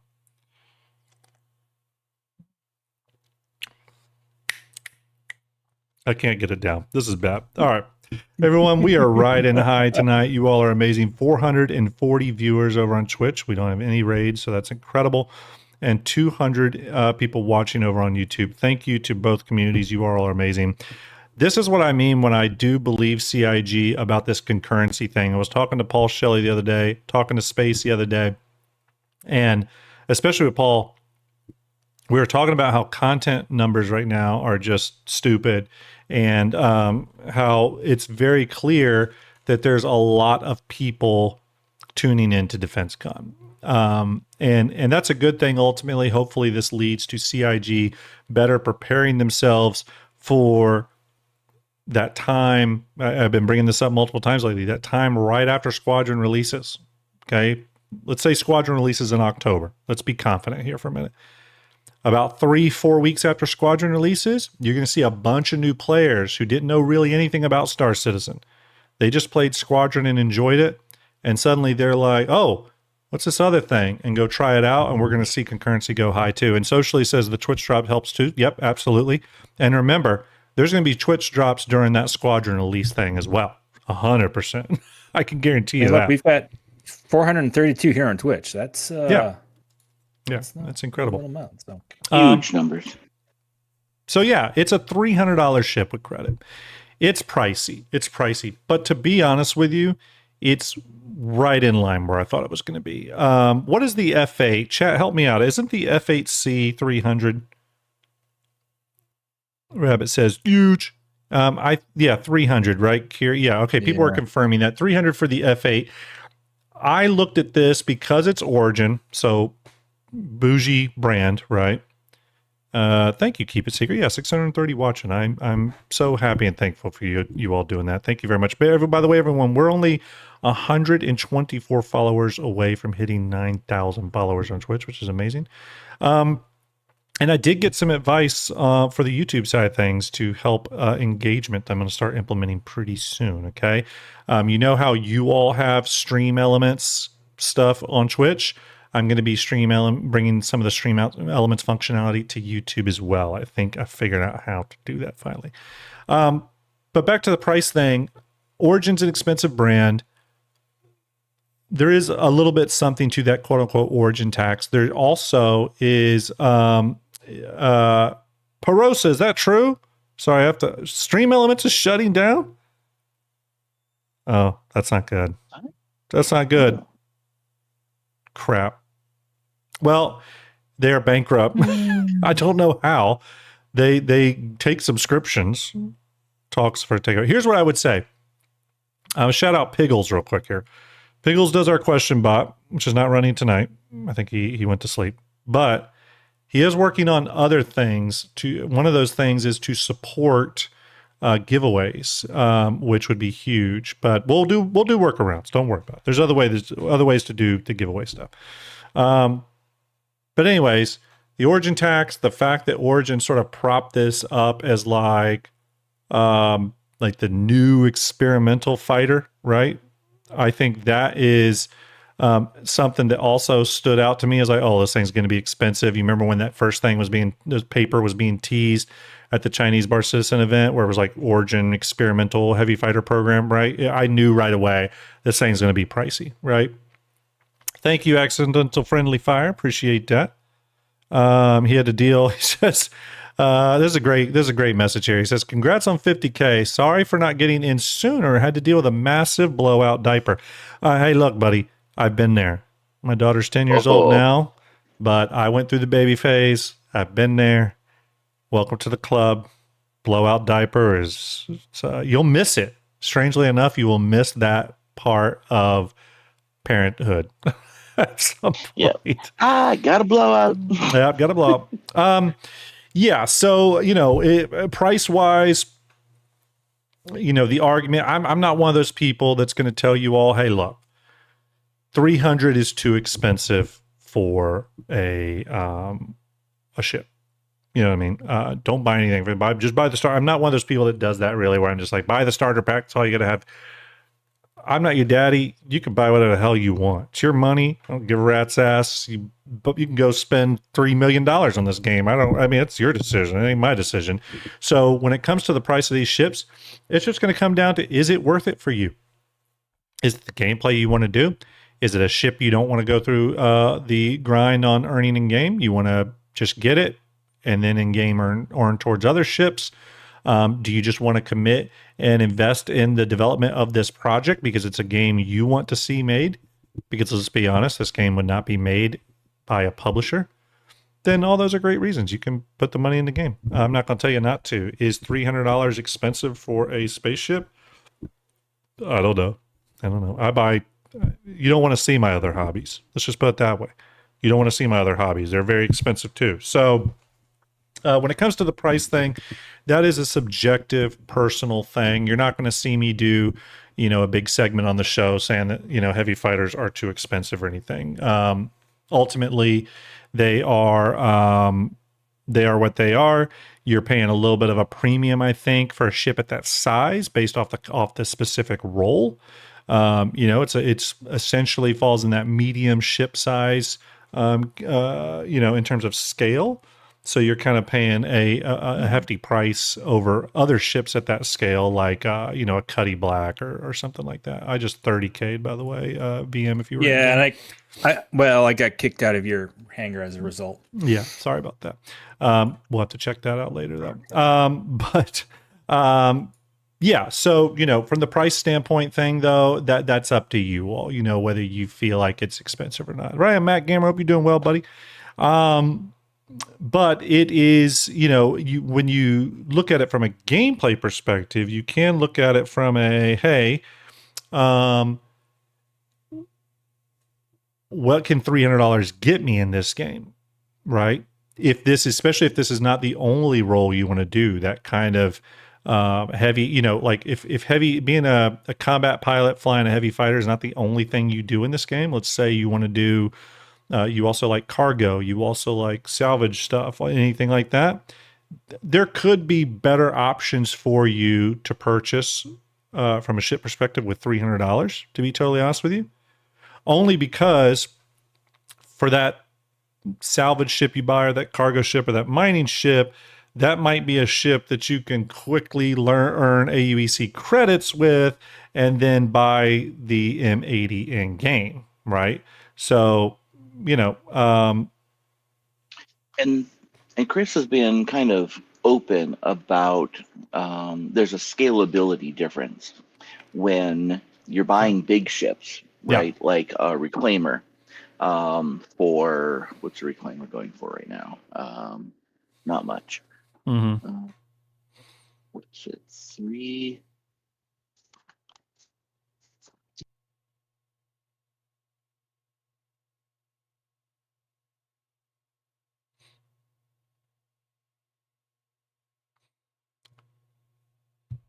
Yeah, I know you probably have it. What is?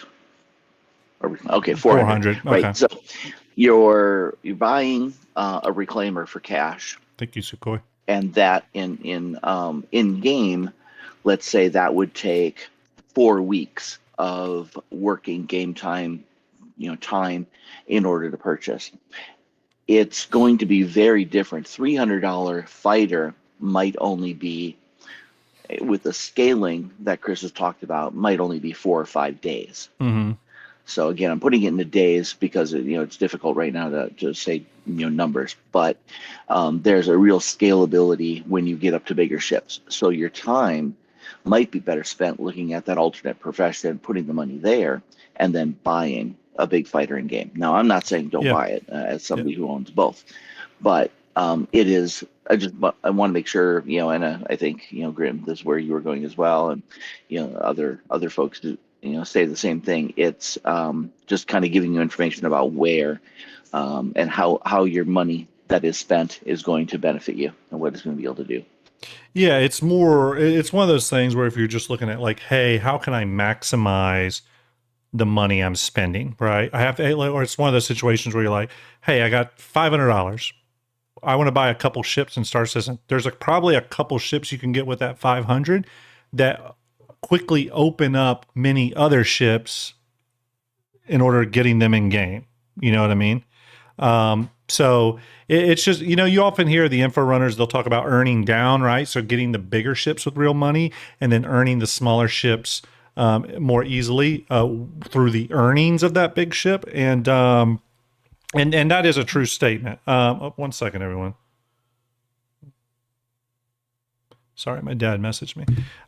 There's some truth to that for sure. And again, it goes into this idea that, I truly do feel this. Thank you, Fry, for the $40 donation, by the way. I do appreciate that. And that is towards the RSI Perseus, which will be drawn on Dadbod Bards TV's channel, okay, over on Twitch. But that goes into that idea that, like, having the bigger ship is not the winning part of this game, right? So if you're a miner, maybe having an Orion is the end game for you, but you also may have no interest in doing multi-crew capital level mining. The end game for you might be mole mining, 3 people in a ship. That's like where you want to stop. You know what I mean? I look at the same thing with like World of Warcraft. Like maybe you just want to do top tier dungeons. You have no intention of raiding. Same sort of thinking. It's sort of what is the end game to you, right? And that's one of the reasons fundamentally I'm okay with this idea of, buying ships at all, right? Because to me, buying a capital ship doesn't mean you've won Star Citizen. Okay, you've got a big ship flying around. But ultimately in game, you are going to have to make credits. You're going to have to earn money, okay? And there's going to be different ways of doing that. I've seen guides where people have done a vulture and they'll try making money in a vulture for an hour versus making money in a reclaimer for an hour. And sometimes during certain patch cycles, the vulture's been more profitable, right? Sometimes it's been the reclaimer. And I think that will expand out to pretty much everything. So if earning UEC in the 1.0 version of this game is like the idea of winning, that is sort of the end game, then I think there's going to be lots of ways to plug into that. You might be one of those players where, and Lance says, maybe there's no end game for you. That's true, right? You just do stuff. But for example, on the weekdays, you might like to just do solo stuff. You're going to go out in your Starlight or your Prospect or whatever and do your solo stuff. But then the weekends are where you get together with a few buddies and you go do a group activity, right? So it's going to be different for everyone. It's why I've never looked at like ships as like pay to win or anything like that. You're essentially, you're just unlocking tiers of gameplay, but those tiers of gameplay are sort of their own little islands in the economy of Star Citizen. And those little islands are either islands you can visit and spend time with or not. You know what I mean? That'll be up to CIG to balance properly, obviously, but So yeah, and then obviously there was a Warbond upgrade for the M80. I mean, look, this is a very popular ship. People are excited about it. People are excited about the giveaway for it tonight. Again, everyone, if you want to get in on that giveaway we're doing for the M80 tonight, if you're over on YouTube, just go to the link pinned to chat. That is my new player guide. You need to leave a comment that's about the M80. Okay, you have to say M80 or M80 is cool. I love the M80, whatever. It's got to be M80 related. Those of you on Twitch, exclamation ticket or exclamation ticket space max. Okay. All right. Let me pull. So we watched the M80 trailer. We talked about the M80. Final thoughts on the M80, you two. Do you have any parting thoughts before we leave this ship to talk about others? VM? No. No. I think we're both in a good Is one spot. being added to your fleet? Are you getting You in the know, giveaway? I am in the giveaway, but I Good, think I'm going to good. stick with my Guardian MX. Yeah. Okay. Well, Guardian MX. Yeah, I mean, here, that's the thing. That's a ship that I think really is sort of this ship's competitor. You know what I mean?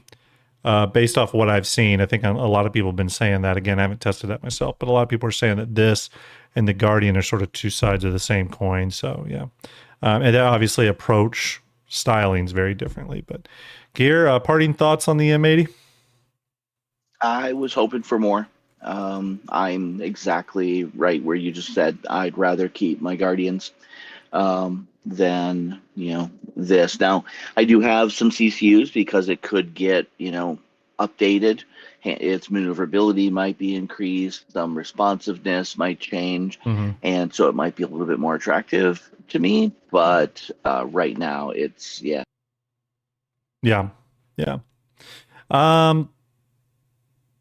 I think that this is going to be one of those ships that I'm excited to see where they take Origin after this. Like whatever the next Origin ship we get is, and maybe there's not one this year even. You know what I mean? I don't know. I think the fact that they tried to do this ship means that there is another Origin ship coming. I do think this was sort of and they sort of spoke to this, that it was kind of an Origin onboarding task for all of them because they hadn't really worked on an Origin ship from concept to completion with this new team. And I think that was something that, they had to do. They had to just sort of do that design exercise. And actually shout out to Paul Jones. Talked to Paul Jones earlier today. He's doing good. The old ship art director at CIG, who's no longer at CIG. I had a great conversation today. But yes, 1 second, everyone. Looking at something.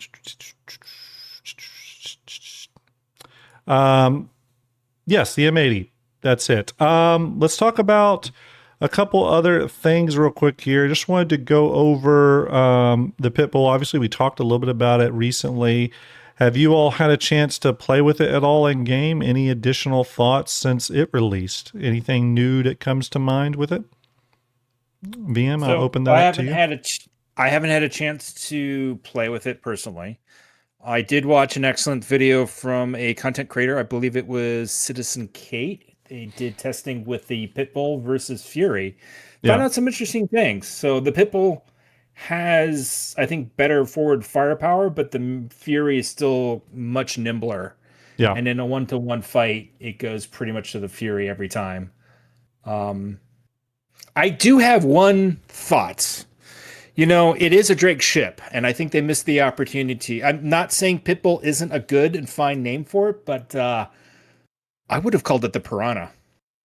The Piranha. I could have had that. the Piranha and the Shark in the same defense concept. Yeah. The funny thing is this ship is funny because everyone has had so many opinions on the name. No one. But the one consistent thing is no one thinks the name matches. Yeah. No one thinks. Yeah, I do agree. I think the Pitbull would have been a good name for something like a Drake heavy fighter. Or a ground vehicle. Or ground vehicle. Ground vehicle would have been good. Very much a ground vehicle, man. Ground vehicle would have been good. I agree with that. Pit Bull should have been on something else is the only consistent, right? And then it's just, okay, Pit Bull shouldn't have been this ship's name. Yeah.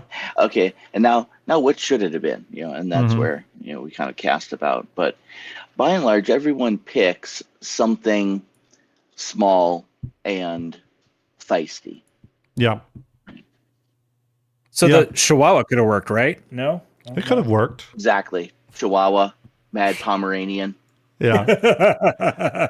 What have you all checked out the ship much in game? Any thoughts on that? No. I did a little bit. It actually had a little bit more punch than I thought. Mm-hmm. And so I was a little impressed there, but still, Yeah. Snubs have a really tough spot right now with Mhm. armor still coming about, and so I am very hesitant to invest in any more snubs beyond my Furies until we see kind of where size 1, size 2s do with armor, and Mhm. then what role are snubs actually going to have, in bigger battles, because these things have got to be towed into, the area. No, no QT, no jumps. So they've got to be launched by something. So you're almost by definition in a fleet battle or a fleet engagement, or you're just using this as a quick taxi from point A to point B. But assuming you're using it for PvE or PvP kind of fighting, which is its role, it's something fleet based, a raid, high level dungeon, or big PvP. And with armor unspoken, I don't know if this is going to be able to affect any ships that I'm going to be running into in a fleet engagement other than other snubs. But why did they bring snubs if they're not effective to anything? Unless it's just this case of an arms race where they brought snubs, so we've got to bring snubs to fight their snubs. Mhm. I don't know. I'm struggling with their role. Yeah, I think this has been kind of an ongoing question amongst a lot of people is like, what is the role of the snub? I mean, again, I think that, the sort of repair, rearm, refuel thing gives these some weight now that they didn't have before. I don't know if it's enough weight to make a difference, but I do think it's funny that in this they made the snubs. I mean, they showed a lot of these things because it's sort of reinforcing that you got to have a lot of them. I don't know. It's again, we don't know all the things that CIG is going to give us in the future that these could be useful in. You know what I mean? CIG really hasn't experimented, for example, with, they've only done a little bit of this, Stormbreaker and stuff, where they have started bringing in environment limiting effects for certain ships. You know what I mean? Obviously, the trench run and tactical strike groups is something like that, right? Where there's certain ships that can fit in there and certain ships that can't. Obviously, those don't apply necessarily to the snubs, although snubs could fit in there. Obviously, bigger ships can as well. But you could see a future where maybe CIG designs something that only those smallest of ships can sort of really get through. Now, maybe you can take a bigger one, but the skill level required to navigate that starts to become punishingly hard. You know what I mean? Like, okay, maybe you can take an arrow or maybe a Gladius, although a Gladius is probably getting too big, but really they're meant for the snubs. They could design something that way. I don't know if a couple of designs like that are enough to make one of these worth it. But look, it's okay, I think, for the game to have some things that are just for fun too. You know what I mean? Like, now they have to be careful with the price on that stuff, but I don't think that's necessarily always a bad thing. I mean, like, you could say the same, for example, with like the pulse or anything like that. You know what I mean? What does that say? And some of this is a little bit, it's on the sales side, right? It feels like there's a lot of imagery here, and the little demo that envisions a role for this thing. And heck, I mean, turns a cargo platform into a pocket carrier out of the blue, in the form of the Ironclad Assault, all of a sudden being a launch carrier platform for pit bulls.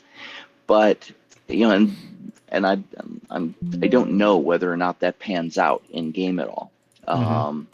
The imagination of the marketing team versus what actually is going to work and is going to function in game, and versus how much of this are we creating that's just artificial. Okay, we want this. We want to have something like this, so we're going to make environmental constraints so that you need something like this in some situations, which isn't bad. It's just you got to flesh it out. Then don't make it a fully evolved set of odd circumstances where I need this and it needs to be this size. So it feels alive versus just a niche one thing. This key fits this one lock in this one mission. Yeah. Real quick, everyone, just a second. I'm grabbing some questions. We're going to do some questions here momentarily. One second here. Bear with me. Let's see here. Okay. And you just let me know when you want to do announcement stuff. Yeah, you can announce it now if you want. Okay.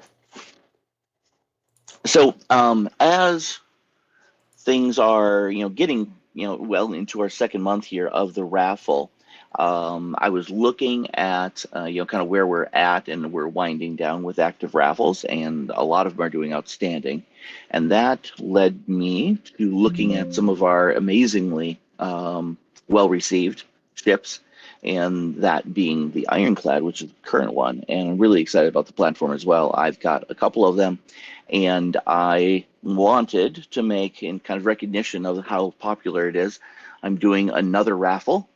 It is going to be a pair of Ironclads to the winner. It's actually the duo set with the aquamarine paint. So it's an Ironclad and an Ironclad Assault with LTI. I tested it out. It can be gifted. So nice.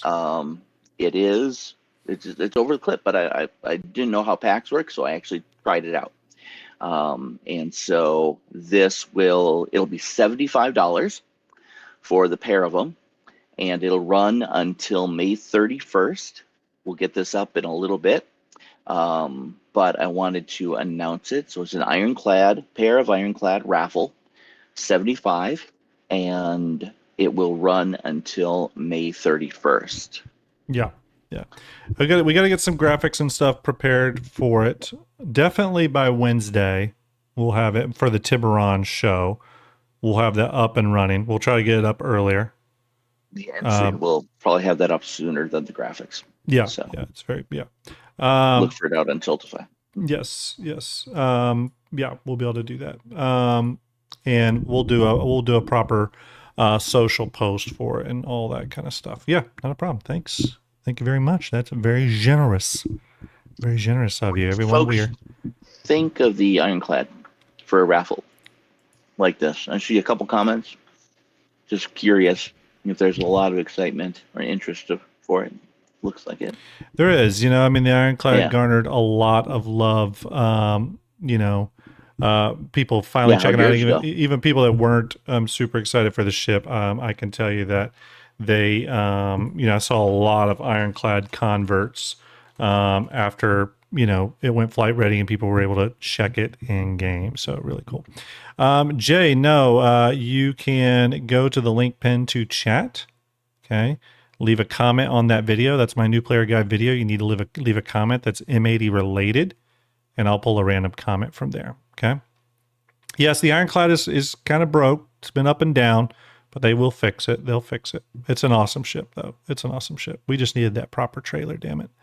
I feel like they did something. They did some work with it. I don't know where that ironclad trailer's at, though.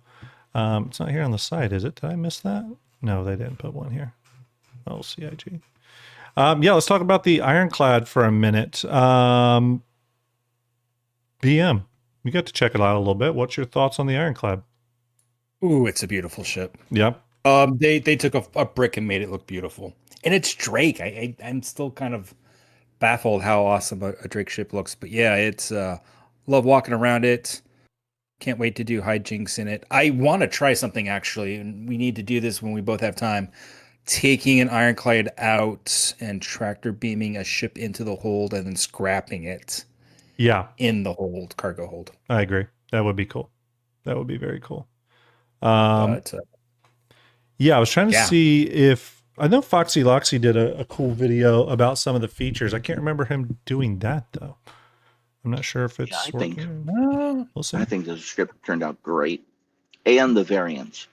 Finally, a variant that I think complements the original, leaves the original roles intact, but is a very distinct entity with its own roles by itself. Yeah, I'd agree with that.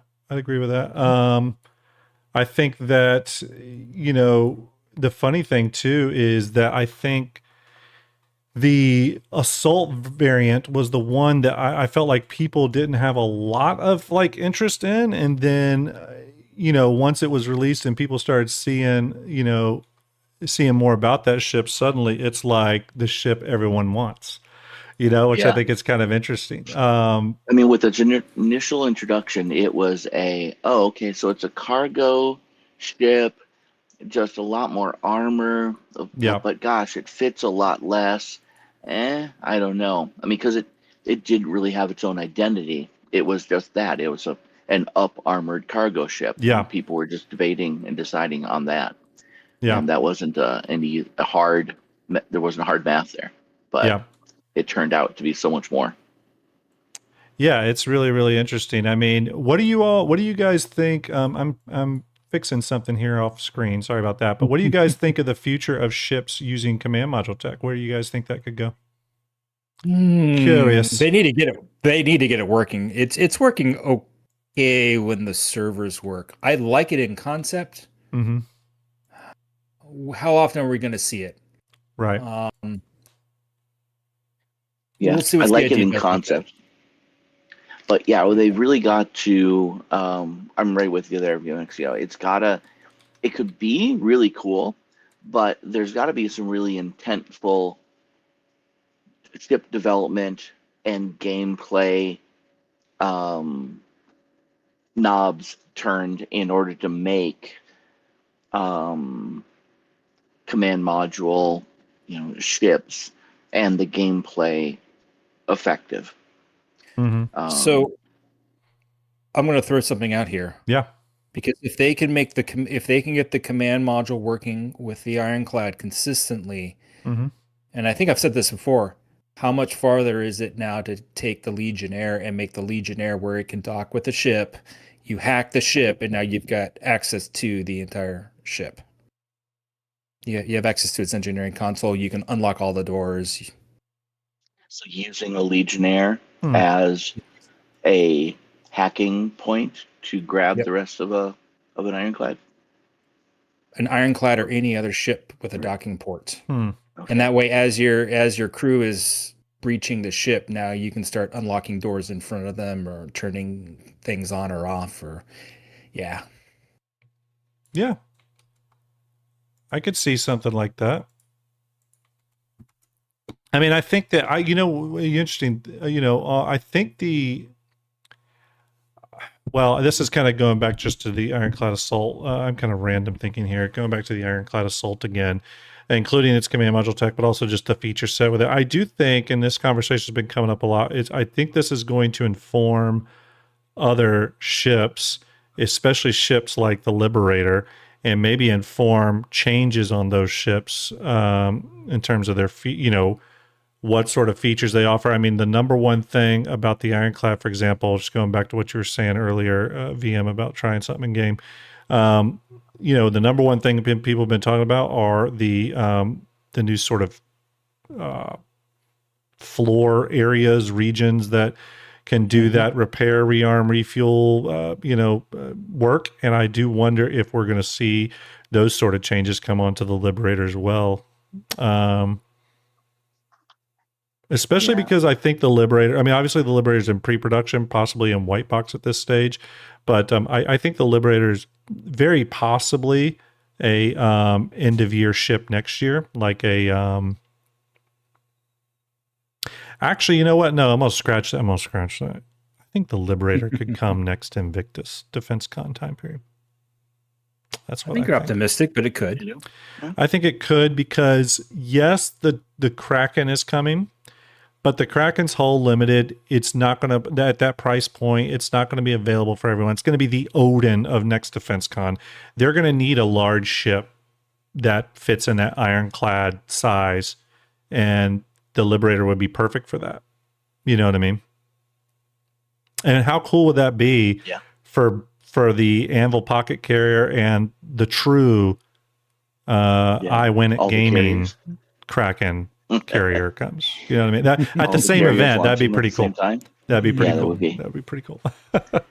And DMXO, what you were suggesting is basically like, so if the module ship design takes off, then it would stand to reason that a complementary, so to speak, hacking gameplay takes off, and so that some ship or some set of ships are out there that can grab a hold of, I don't want to say dock with, but connect with and hack the module, the ship that's left behind after a command module leaves.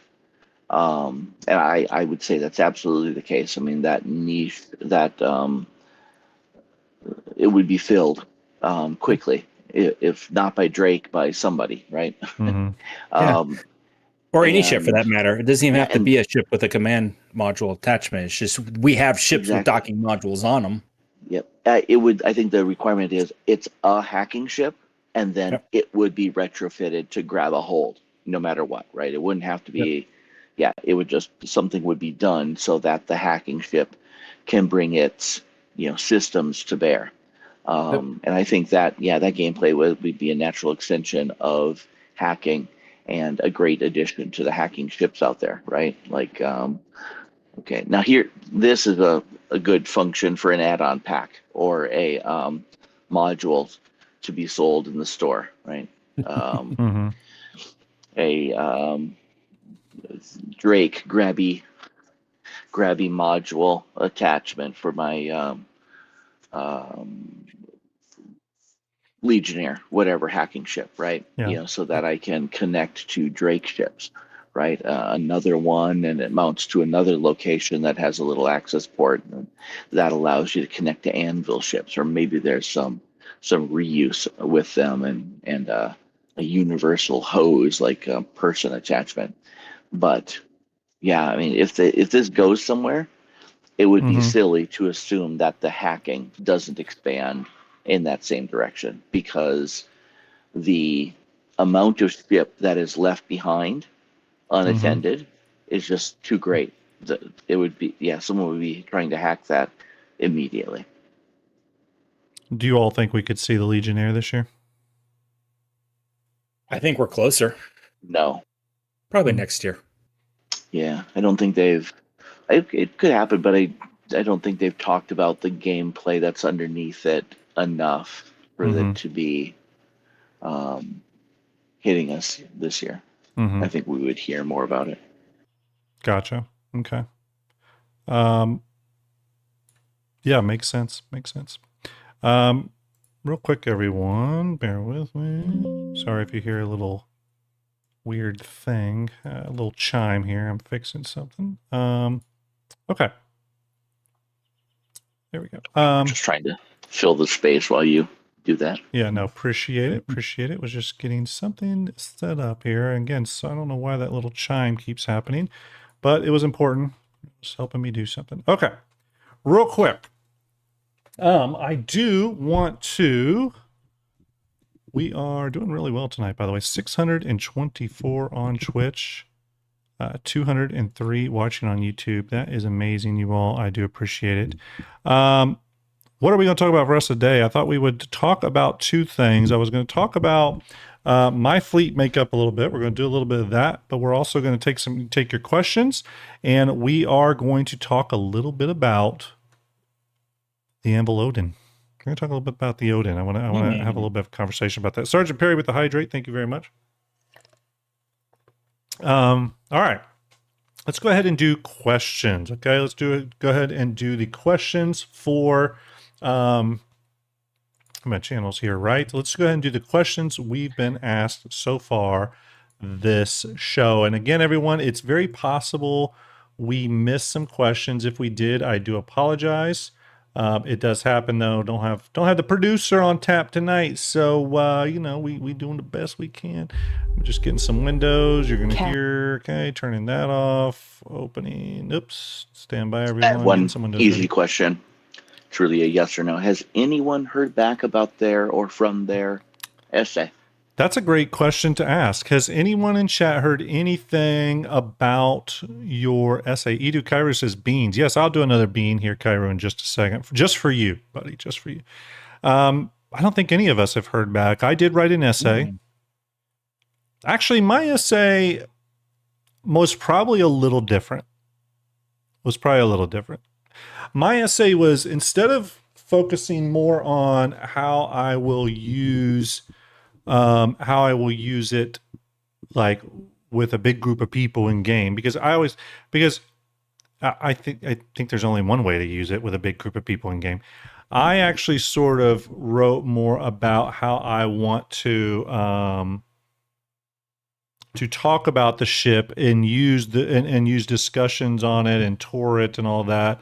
And obviously, and I wrote a little bit about using it with my org stuff, of course. But I also focused a little bit in my essay on just helping promote the ship and ships in Star Citizen, and keep the player base excited for them. Because again, I look at some of these ships like, you know, the Javelin, the Idris, and not even just the biggest ships, but Liberators and stuff like that, Ironclads, Krakens, Odins, all that. They are ships that inspire people to play the game, even if you don't own one, right? And it's not always ships. Sometimes it's game features, you know, the ability to play, the ability to, for example, fly from surface to orbit, or, no loading time. There's lots of things that inspire people to want to play this game, to make it that fantasy game for them. But I do think certain big ships are that for a lot of people. And, I think it's really good for people to promote ships in that way, to help inspire people to play the game, and then aspire ultimately to get to those ships. So earn them in game, whatever. So someone in chat said that one of their friends heard back. Abev says, I know one who got a reply back tonight. That's cool. Yeah, I just saw that. Cool. That's cool. Anyone else? Anyone else heard of anyone who's gotten? I haven't heard of anyone getting, and I know a lot of ship people. I haven't heard of anyone getting any feedback from CIG. So it's very possible that they just got, maybe that one person got an early heads up. That's very possible. Again, I do think too that it's not going to be a lot of these that are sold ultimately. I think it's going to be a very, very limited number, and it's very possible that it's just so limited that you aren't going to know very many people that get alerted to it. So that would not surprise me either. But yeah, Sergeant Perry says nothing in the Discords he follows. Yeah, I follow a lot of Discords too. Obviously, I know a lot of people who are big into ships, and they talk to people's ships. I haven't heard anything about anyone getting a heads up. I would hope CIG would give people a little bit of like a, hey, just keep an eye on your boxes if you did an essay, you know what I mean? Scallion says no anything on Odin. Tickets still in open status. So there you go. Still, the majority of tickets are probably still in open status. So let's get to a few questions here. And stand by here, everybody. Gin and Tonic says, did your chest puff up at least a little when you saw the Aurora Mark II spread her wings? That's a question from you, VM, or for you, VM. When the Aurora Mark II spread its wings, how excited were you? I think we were all anticipating it happening. So I think I was just as excited as everyone else. But yeah, it was a cool shot. We don't get I'm trying to think of the last time we got a good community-driven ship like that. So I'm like, that's fine. Yeah, I mean, when I saw it, if you remember in the trailer, they showed it with the wings folding back for a good hot minute. And then there was that moment where it went thump, and I was like, yes. You know, CIG. They set up that shot. They built up to it. Yeah. They said, okay, we're going to give you what you want, what you've been asking for. Yeah. Look. Bang. CIG is not going to say, hey, we took this from a fan thing, because if they did that, then they would get constantly hit up for like, oh, you took this fan ID, you took this. CIG, like any artists, I'm sure they are inspired by the stuff they see out there. I know for a fact many times they saw the X-Wing Aurora that VM mocked up. I know they read the Reddits, and I mean, Dan McCabe's on Reddit all the time. I know the ship team members are reading and following stuff, even if they're not overly vocal.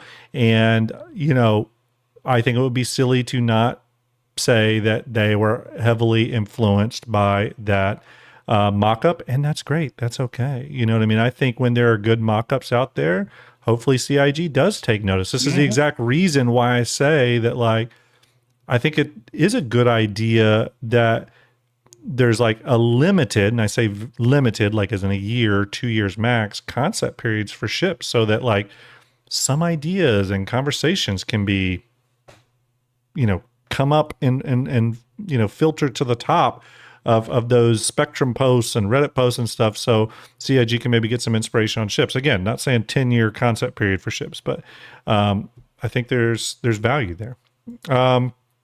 Genton says, how long do you think might take Chunky Girl Starlight into Fleet Viewer? It will be in Fleet Viewer the moment it launches tomorrow. I just need the MSRP price of the Starlight, and then I can hit deploy. That's all I need.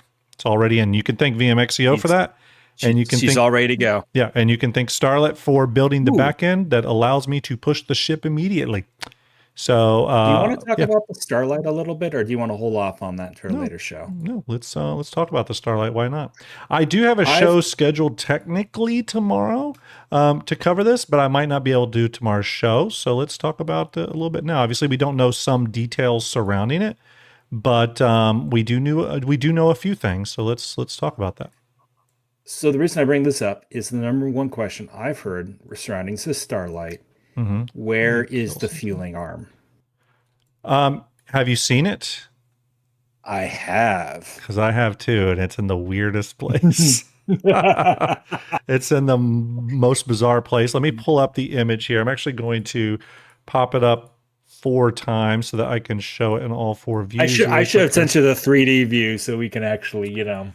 Hey, you know me. I never will argue against an FBX file, my friend. Let me pull up the 4 views here, and we'll kind of zoom in. Let me just move the type off to the side for a minute. We don't need that right this second. Bring these up. There we go. Okay. Yeah, so the refueling arm is kind of tucked in a panel right over here. Actually, right here, I believe, or somewhere right in here, right? And it opens up and deploys, but then kind of comes gangly out the side and like tilts off sort of underneath this engine in a really weird way, and kind of comes out to where your refueling point is sort of up in this area. And my question Which on I'm that is there a surprised they- second? Is there a second one over here, or is it just the one that's off to the I side? think it's just the one. Yeah, I think Okay. it's just the one. I'm surprised they didn't take it forward, which I know kind of it ruins the whole refueling aircraft tanker from behind, but it's space, so Yeah, yeah. I'm surprised too. I mean, the ship is definitely grown on me from what we saw in that teaser image originally, which I would just thought was not a very flattering angle. The ship has definitely grown on me since then, and I can sort of really value some of its lines and just some of the design aesthetics it has. it's also got a little bit of a double chin. I Little bit of wish double they chin, pulled yeah. the cockpit a little bit more forward and streamlined it, but Yeah. they're probably still trying to keep to that. What is that? Medium hanger metrics? Yeah, or even if probably they would have, truncated. and it's a little hard to see here, but let me zoom in.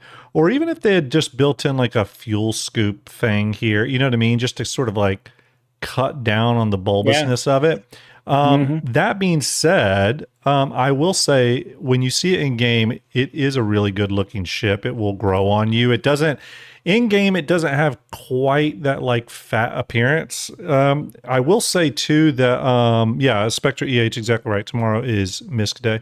I will say that I don't think this is the only MISC ship we're getting this year. Hey, Expat Brad's in chat. Expat, hope you're doing well. It's else they could have done with. Yeah, I think we're getting the Expanse later this year with refinery gameplay coming in, and I do think you're really starting to see that MISC. The whole B went a long way. This ship, the Star Lancers, soon to be the Expanse and stuff. You're really seeing a beautiful evolution of where the MISC ships are going from a design standpoint. And when I see these, a big part of me is like, man, I'd love to see them take like another pass. I already know it got one, but I'd love to see that new pass on the Freelancers. You know what I mean? If you have a moment, I'd like to compare the nose on the Starlight or the Starlancer, not the Starlancer, the Starfarer rather. And I'm wondering if the other reason for the front design is more of a halfway between the new MISC design and the old Starlancer cockpit style. Blocky. Yeah, and sorry, that's on which ships you want me to bring up? The Starfarer. Starfarer. Let's do it. Okay. All right. Should go to profile view probably. Probably so. Yeah. You can kind of see that difference. And that's sort of what I was talking about, where I feel like a little bit of a scoop or some elements here. Now that may be a bit too chunky for this, but just almost think of like a little miniature version of that to sort of break that line up. But again, what we're seeing, and real quick, just so I can say this without typing gear and art, if you're watching, I am seeing the Discord stream chat channel. I already am checking all those automatically via AI that's doing a scan on all that and removing. So don't worry. Gotcha. Cool. That being said, I think that what we're seeing here again is that new design evolution. And I think we're going to see that come into play with the Expanse as well. And it's, again, I would just look at some of these older MISC ships, and I'd be really interested in seeing what the new MISC stylings applied to them would do to them. You know what I mean? It's really interesting when you pair. It's really interesting when you compare some of these old ships with some of the new ones. You know what I mean? Like I'll bring up especially the That Starfarer. size difference just doesn't seem to work.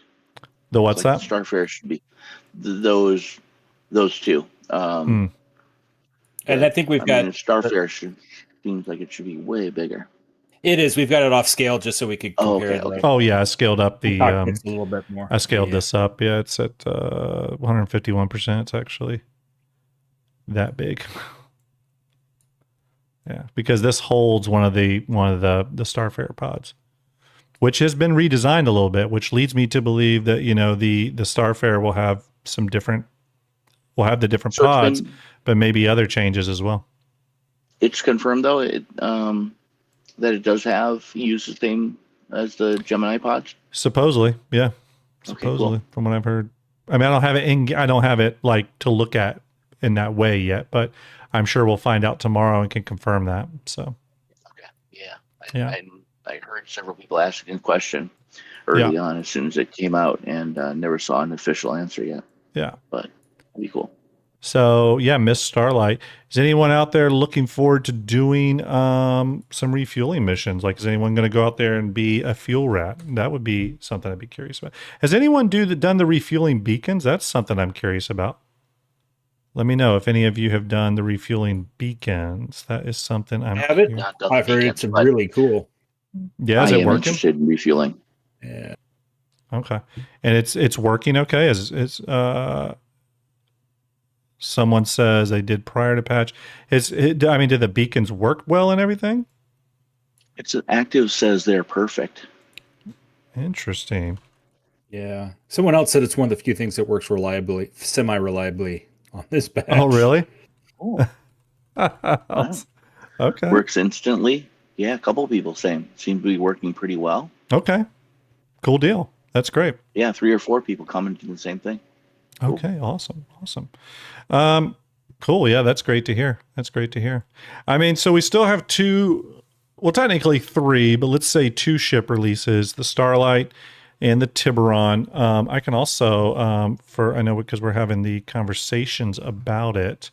Let me see here. Let me turn off this. And the reason I keep turning off the window, everyone, is because I want to make sure I don't dox a link that I'm using, because this is a preview build of Fleet Viewer. This is not the live version. The ships you're seeing, like the Starlight and Tiburon stuff, those will go live in your version of Fleet Viewer tomorrow. Okay. This is the special Grim version of Fleet Viewer. But what I was going to bring up was the Tiburon. I'm going to bring that out 4 times. And we'll kind of do some angles of this so everyone can kind of see what this ship looks like in all of its angles here. Real damn sexy, if I do say so myself. Real sexy. I love the paint job on it too. I don't remember it looking this cool in game, so I'm wondering if this is a paint that that's going to be for sale. I don't remember like the real striking. I thought I used the default, but I could be wrong on that. Maybe it is. I have no saw clue. that shark skin kind of texture, that when in the show when they were revealing it. Yeah, we do know we're getting a shark skin paint. Yeah. We do know that. Yeah, it just looks really, really good. Even looks good from the profile. I mean, it just looks killer. And then, curious for those people wondering, up next to the Hammerhead, obviously, the Hammerhead coming in based off our measurements a little shorter. And I think that's because of that nose extension. We'll find out tomorrow. It's not scaled properly in Fleet Viewer yet, everyone. Just bear with us on that. I haven't scaled it properly on purpose yet. This is just a preview build. But that being said, it'll be interesting to see like how all it lines up. Like, see, that one looks much closer, but not quite. But you can kind of see the difference there between the 2 ships. A lot of similarities, but a lot of differences as well. I mean, basically at this point they used the chassis and then made a new ship. Yeah, pretty much. Quite a ways from variant land. Yeah. I mean, I went and looked at it in game. I mean, it just looks really, really nice. Do I need it? No, I don't, but it looks really good. That's all I can say. It looks really, really good. The only thing is I'm on a thing where I'm not putting any more new money into the game. So for me, I'm tapped out, everyone. So for me, it has to be credit or nothing. And I've really kind of got down to that point in my fleet where I don't have a lot that I'm looking to melt anymore. You know what I mean? I kind of have all the ships I've been wanting, and I've melted the things that I don't want to get other things I do want. The only ship left that is sort of meltable is my Carrack. And I really struggle with that one because I love the Carrack. It was my first big ship, and I do know it's going to be great one day. You know what I mean? I know it's going to be great one day. I do worry the Carrack is a ways off from being great, though. And the reason is Expat says I can't melt the carrot. Okay, Expat, I will say I love some of your carrot videos where you like lived out on the carrot with a group of people. Those are great. My issue with the carrot is much like the caterpillar and the reclaimer. It kind of requires a bit of a pass, like a full pass, to get a few things redone on it to truly be a great ship again. Like CIG's got to figure out what they're doing with those modular cargo pods. That was a big reason I bought the ship, and they kind of haven't talked about it anymore and have almost avoided that conversation, right? We don't know what's going to look like. I can tell you, as someone who's investigated the model, all of it is there for those pods to just be deposited off. There's obviously a reason CIG hasn't created that yet. Maybe they're rethinking that functionality. Maybe it's not going to have modular pods or whatever. Not technically modular, but pods you can kind of set up the way you want. I don't know, but it does, like Expat, it does require some love. I don't want to melt it. Ultimately, but it's really the only ship I have left that kind of like sits in that, well, I don't fly this one a lot right now because it's missing so much. And like some of the quality of life features are rough, like even just dealing with cargo carrying in it. I know it's not a cargo ship, but for me, there's part of me that's like, I'll just use the ironclad assault, and it will just kind of be my explorer ship, even though it's not technically an explorer. And yeah, Colossal, there's the cartography aspect of it, but I need CIG to talk to us about what that is. Remind me why the Carrack is good.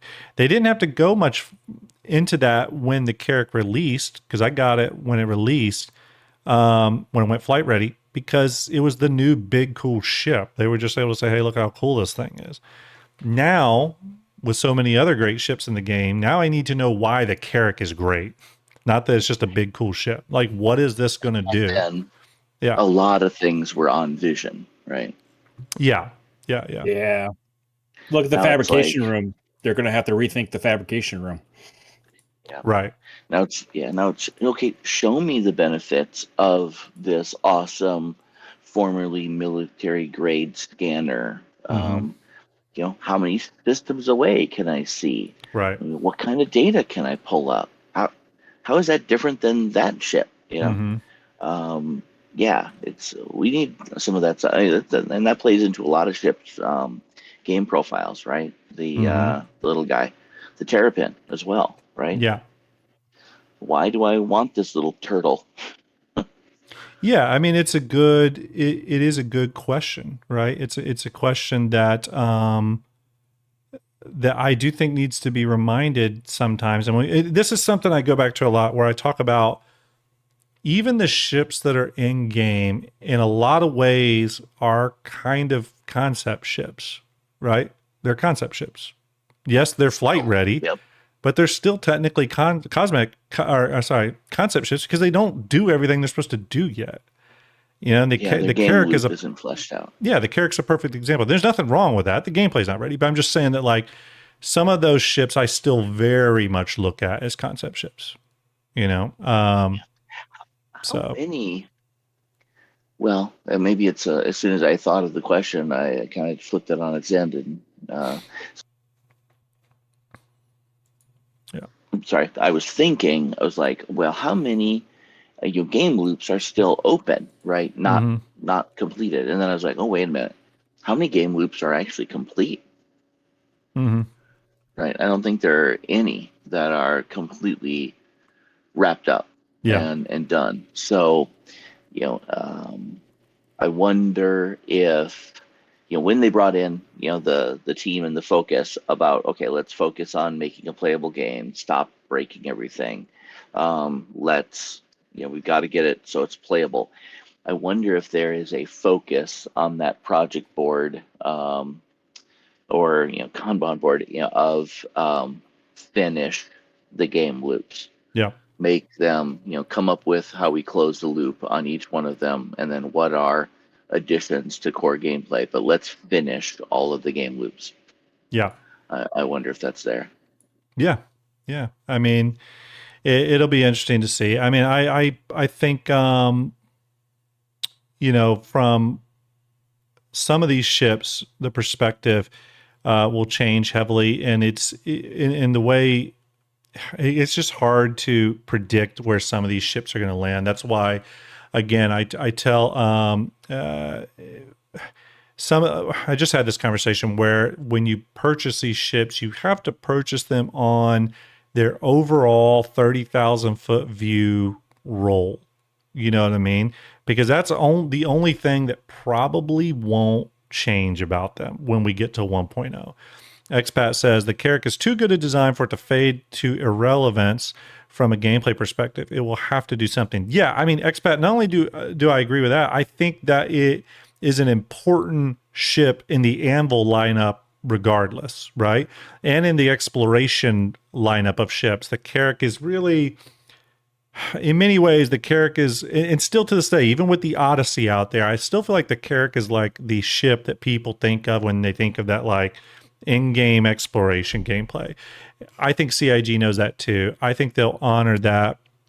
I do think the Carrack will get the work it needs. There's still a lot of great areas in the Carrack now that are still great, like looking, you know what I mean? Like the cartography room, the habitation room, all that. The ship's got a lot of great stuff going for it. It's just got a lot of things we need further, not only further work on in a past, but CIG to further explain on like, how's this going to work? You know what I mean? Let's get through a few questions because we've tangented quite a bit here, which is okay. We can tangent. This is a show where if we need to tangent, we're going to tangent. Oh, we go off all the time. Yeah. Oops, bear with me, everyone. I messed up something. Sorry. Juggling. No producer tonight. Okay, that's right. Let's see here. A couple questions. Let's fire through a bunch of these. Rabbit07 says, question, when can we get a whole book of these cutaways, like the old books with castles, ships, trains, etc.? I love those. That's for you, VM. Unfortunately, you can't put a book out. That's the problem.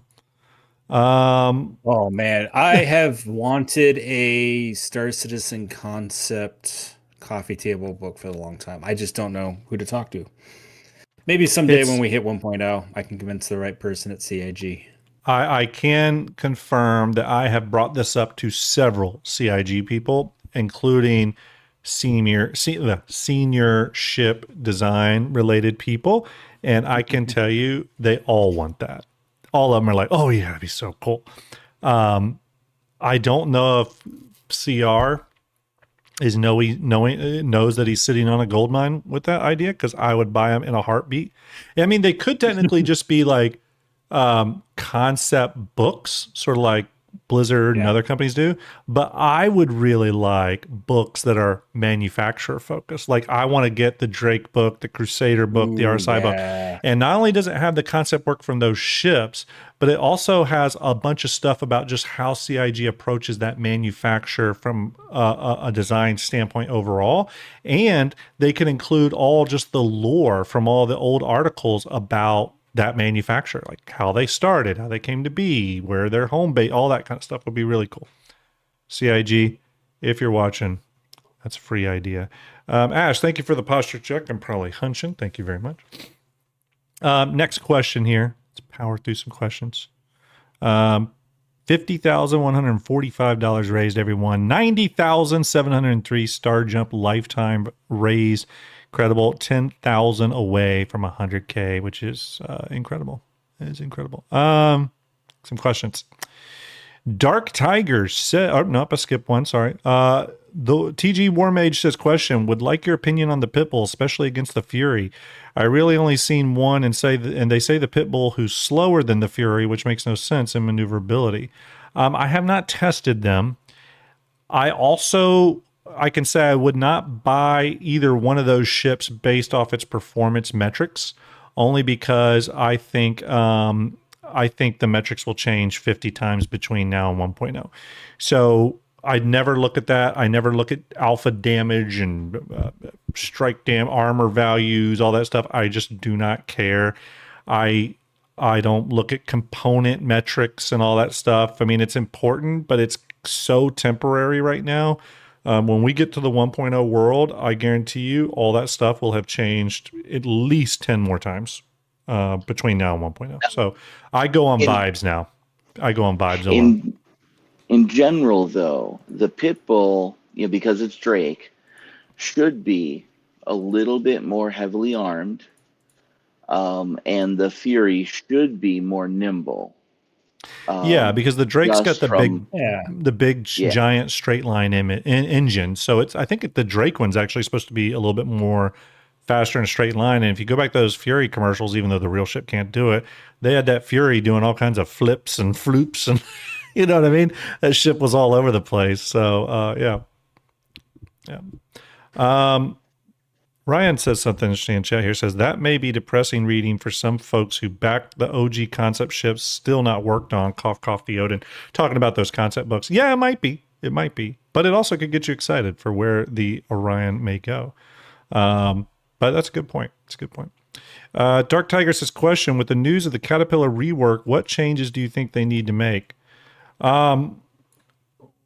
Well, and I think we need to be specific. They said that the Caterpillar will need to get a pass. One interesting thing is they did say that they don't expect the outside to change very much from a design perspective, which I think is good. What I will say is that I think the one change for me, I don't know if you guys have an opinion, but the one change for me is I would like the individual cargo pods, if those are going to stay the same, like the modular elements, if that is the cargo module as we know it, which I think it is technically, then I would like it to lengthen by like half a meter, each one of them. Yeah. And the reason is they are literally like a damn 2 inches from fitting a 32 SCU cargo crane. It's so close, it's frustrating. And if whatever they do, yeah, they've got to fit an even multiple of containers, whatever size that is. Yeah. I mean, they've got to be. No one would create a pod that didn't. I would also get rid of the doors completely, and I would just put an elevator under each pod. Or the doors don't fold down into an elevator that moves down. The doors would just unfold to a ramp that goes down. The ramp, I think makes I think that's sense. what needs to happen. The whole elevator door thing, I get that, but it's just one of those things. It's like, keep it simple, stupid. Just make it into a ramp, easy. You know, it's not very Drake. Drake would be ramp, quick and dirty. Yeah, totally functional. Yeah. And I think I've always thought that they should, because it's 5 pods. Yeah, 5 pods. I always thought 2 of them should not be modular, not be swappable. It's a cargo ship, and 2 of them I thought should always be cargo. That's the base, right? The base little part of the Caterpillar, and then like the outward 3 could be swapped or turned into something or other. Could be modular and snap-on components. Yeah. But and then just thinking that for design and work as well, because it limits the number of permutations that the ship can possibly turn into. But yeah. On a pass, I think that should happen in theory, and as well, I mean, think of that, just those ideas there, they don't really change it, but it greatly simplifies and kind of solidifies the model of, okay, it's 5 pods, they all have doors, whether it's introducing cargo space or fabricator, it's a door a ramp that drops down. Yeah. I think that if I think about the Caterpillar, I think to me that is the number one thing I want to see changed. VM, can you think of anything else you would change on the Caterpillar's past? I agree with you that they need to be the cargo modules need to be slightly larger because you can't fit most crates in there. At least not the way you expect. Mm-hmm. The rest of the ship, we've got to change to the command module. Yeah. I'm gonna tangent just a bit. I miss the old Caterpillar command module. Yeah, you've talked about I that a understand little why bit. they changed it, but the bringing back the two little secondary stations, even if they have to make like a variant of the command module, would be cool. Yeah. And then maybe I think everything else. They've got the tractor beams working fairly well. Yeah, that's about all I can think of the Caterpillar. Okay. Yeah, there we go. Sandgroper says, question, if the Starlight Starlancer is the new visual aesthetic for Misk, do you think a reworked Freelancer series will embrace this new look? VM, I'm going to offer that one up to you because I know you know the Misk look a lot. I think the Starlancer is kind of that rework in the new style. Mm-hmm. Yeah. Do you think we would see this on a Freelancer? You know what? I have to try it out. If I have time one of these days, we kind of need to concept out what a Freelancer would look like in the new Miss design styling. That would be a great Kit Bash episode. Yeah. Because I think we've got all the design elements there. We can simplify some of the parts of the Freelancer. Mm-hmm. Okay, this is what I would do. Change the nose a little bit. I think we can bring it to the new standard. Make the cockpit a two-person cockpit. Mm-hmm. Moving back, the engines don't need to rotate. In fact, I don't think they've ever rotated. Mm-hmm. So we can rethink the way that the engine nacelles attach to the main body. That whole middle section is kind of awkward. That middle cargo bay. Rethink that a little bit. Perhaps that could be like an elevator entry. Yeah. It makes some other things awkward, but yeah, you could do a Mark II Freelancer based on what we what we have now.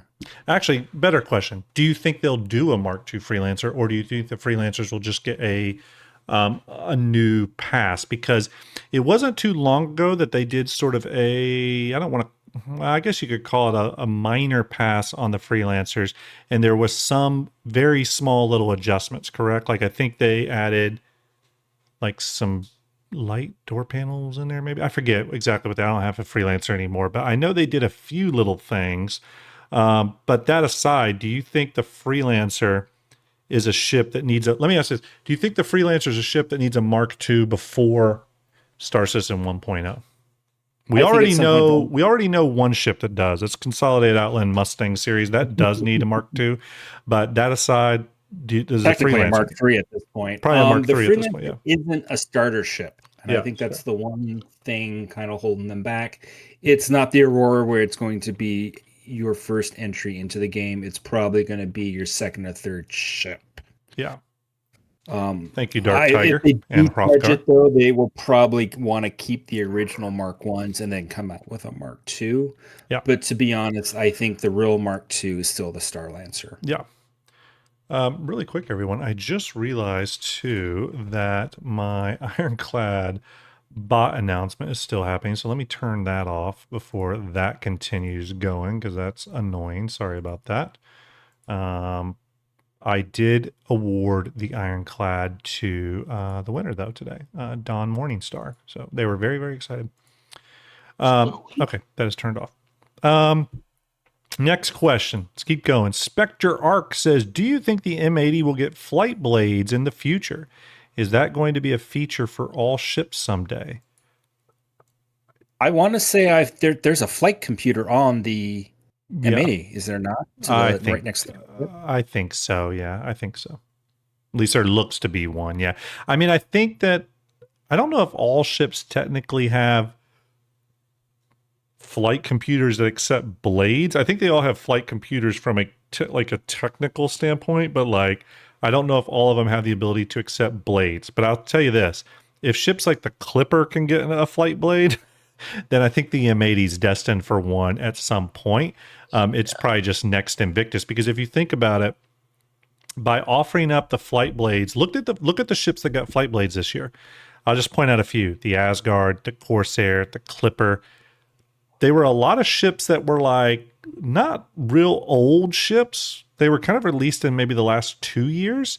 And those flight blades, in my opinion, are a great way for CIG to sort of remonetize those ships a little bit. You know what I mean? Where it's not a brand new ship, so it's not riding that new I need to have it FOMO thing. But a little thing came. Same thing with the Meteor weapon kit. It's not as dull as a paint job. Yeah, not as dull as a paint job. The or like the Meteor with its weapon kit, or the Nova got its turret. And so it's just like things that like sort of re-excite the player base about, you know, an older ship, or not even an older ship, but it's just a ship that's not riding the big wave of newness. You know what I mean? So yeah, I think I can pretty comfortably say that it'll get flight blades.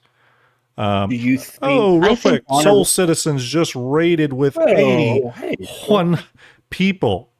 81 people, Soul Citizens. Hello, salute to you. I hope you're doing well. Pleasure to have you. You all know I love the Soul Citizens. I wish we were doing Quantum Vegas this year. That's all I'll say. But I hope you are all doing well. I hope you all had a great stream. Thank you very much for the raid. I do appreciate that. For those of you coming in from the raid, you can do exclamation ticket or exclamation ticket space max. I am giving away an M80 tonight, courtesy of Cloud Imperium Games. Shout out to CIG for that. But all you got to do is exclamation ticket. Buy your tickets. They're free. Get in on it and do the giveaway here shortly. I got to do some security checks on the giveaway, which I'm doing in the background as we go. But I'm going to do a final one after I close out the giveaway. I got to do a few security verifications on the people that entered. But yeah, I'll do this here shortly. Okay, here shortly. Now, with respect to the blades, yeah, I think it's Thank you for that, every one of the ships have computers, and I think I'm hoping it works this way, but I assumed it was the level of computer that you have, military, stealth, whatever. Civilian, it has a number of slots. Everybody does, at least one. Yeah. And then you can put a blade in there, right? So everybody has a default, to be able to use at least one. Yeah. Whether or not it's used or not, or if it's just the simple basic one gives you a 5%, faster spool up time or something like that, right? There'll probably always be a default one that's you throw in if you don't have anything else special. But that's how I thought it was going to work, and that seemed to work really well with a lot of other things that they had said.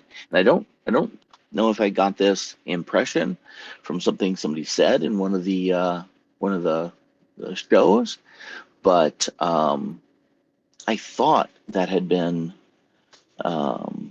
stated, in one of the Jared shows, but I can't recollect now whether or not I heard it or not. But I thought that's where the blades and the slots came from. Everyone has a computer, and it's just how many slots do you have? That's my interpretation of it, which makes me think that at least every ship has the ability to take a blade. You know what I mean? Like one computer blade. Yeah, exactly. The weird thing, though, with the flight blades specifically, and this is a weird distinction that I'm not 100% sure if CIG has ever fully cleared up, because we have a list of the blades they were thinking about, right?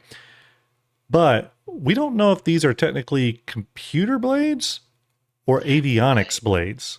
And specifically, we know avionics is an actual component because there's spaces for it on certain ships. And the avionics thing may also accept avionics related blades. And that's what these flight blades are. Yeah. As well. Yeah. And so I thought like possible. there's some that go in for engines, right? Like your engine might have so sort of like subcomponents. Yeah. Like subcomponents. Yeah. But and I think that's a way for CIG to delineate certain ships getting blades that have never been listed as like ships that have computers, right? Or computer systems. They still have the avionics component, which accepts avionic blades. And that may be how they sort of get around that argument. Push through some questions here. Rabbit07 says question. Oh, and by the way, that raid was amazing. Thank you, Soul Citizens. I do appreciate it. 788 viewers over on Twitch, 209 on YouTube. That is amazing. Do appreciate it, everyone. Appreciate all the follows, all the love. Amazing. Continuing on, we got a few more questions here. Then we're going to do our giveaway. Rabbito07 or Rabbit07. I can't say because I can't read tonight. Says, can you petition CIG to have the Kraken project a giant Kraken logo on the ground where its entrance is? It deserves it. Hey, look, Rabbit, you're not going to get any argument from me, buddy. You're talking to the dude who's rocking a Kraken Captain coffee mug.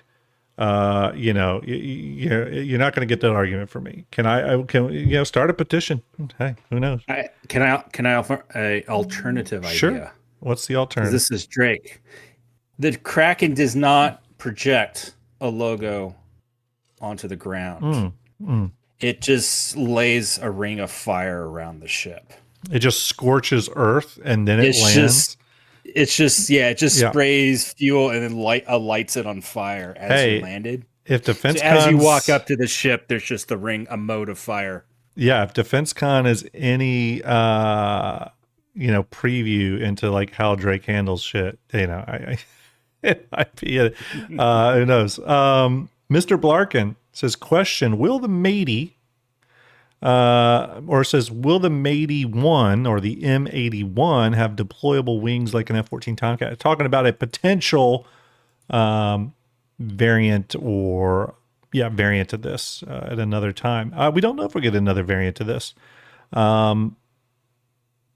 Possibly. Could they take the L21, L22 Wolf, Alpha Wolf thing and do the same here? Possibly. The only thing I'll say about that is I do think they need to be careful with that because it actually started earlier than that. It started for me with the Guardian MX. I think it was the Guardian MX, where the Guardian MX just felt like a better Guardian. And it sort of felt like, hey, all you people that bought the Guardian, yeah, this one's better, And I felt that way with the L22 Alpha Wolf as well.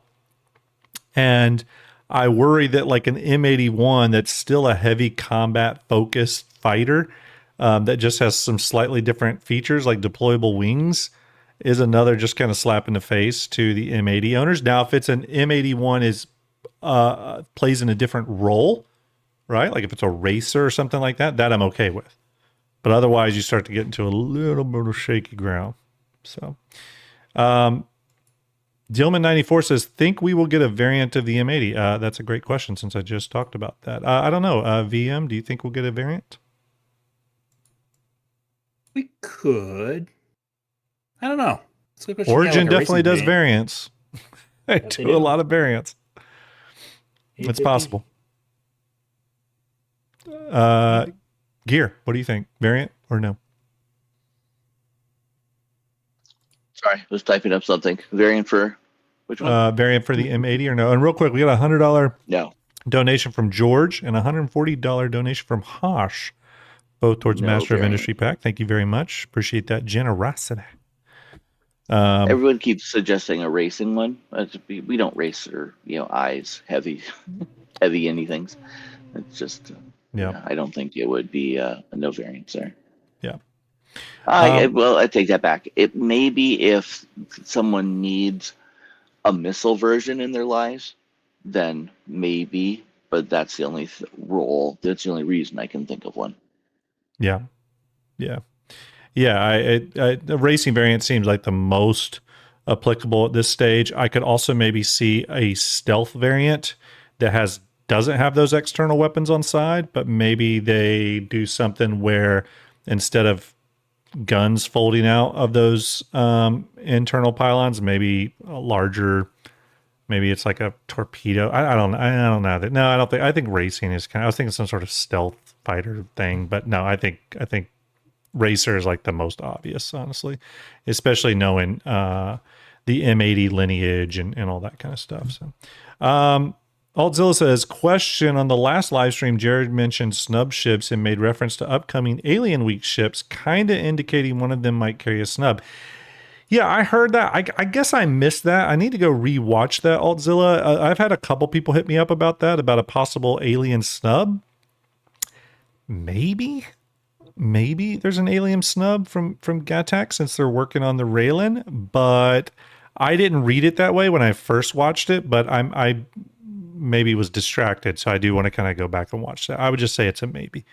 But I'll go back and rewatch that. Maybe I could comment on that on Wednesday. Dark Tiger says, question, Drake Caterpillar dedicated Pitbull hanger module. Yeah, makes sense. I mean, I think a hanger module for the reworked Caterpillar should be a thing. You know, definitely should be a thing. Again, I think there's got to be some changes to it. You got to remove that gantry that walks on the top side for the hanger module variants because that does block things. So, yeah. It'd be cool to do an entire episode on where we relook at the Caterpillar concept and look at possible, you know, module variants or modules for it. I think that could be cool. Jean Chaves says, might we see changes to the Hercules M2 to better complete with the Ironclad Assault? Great question.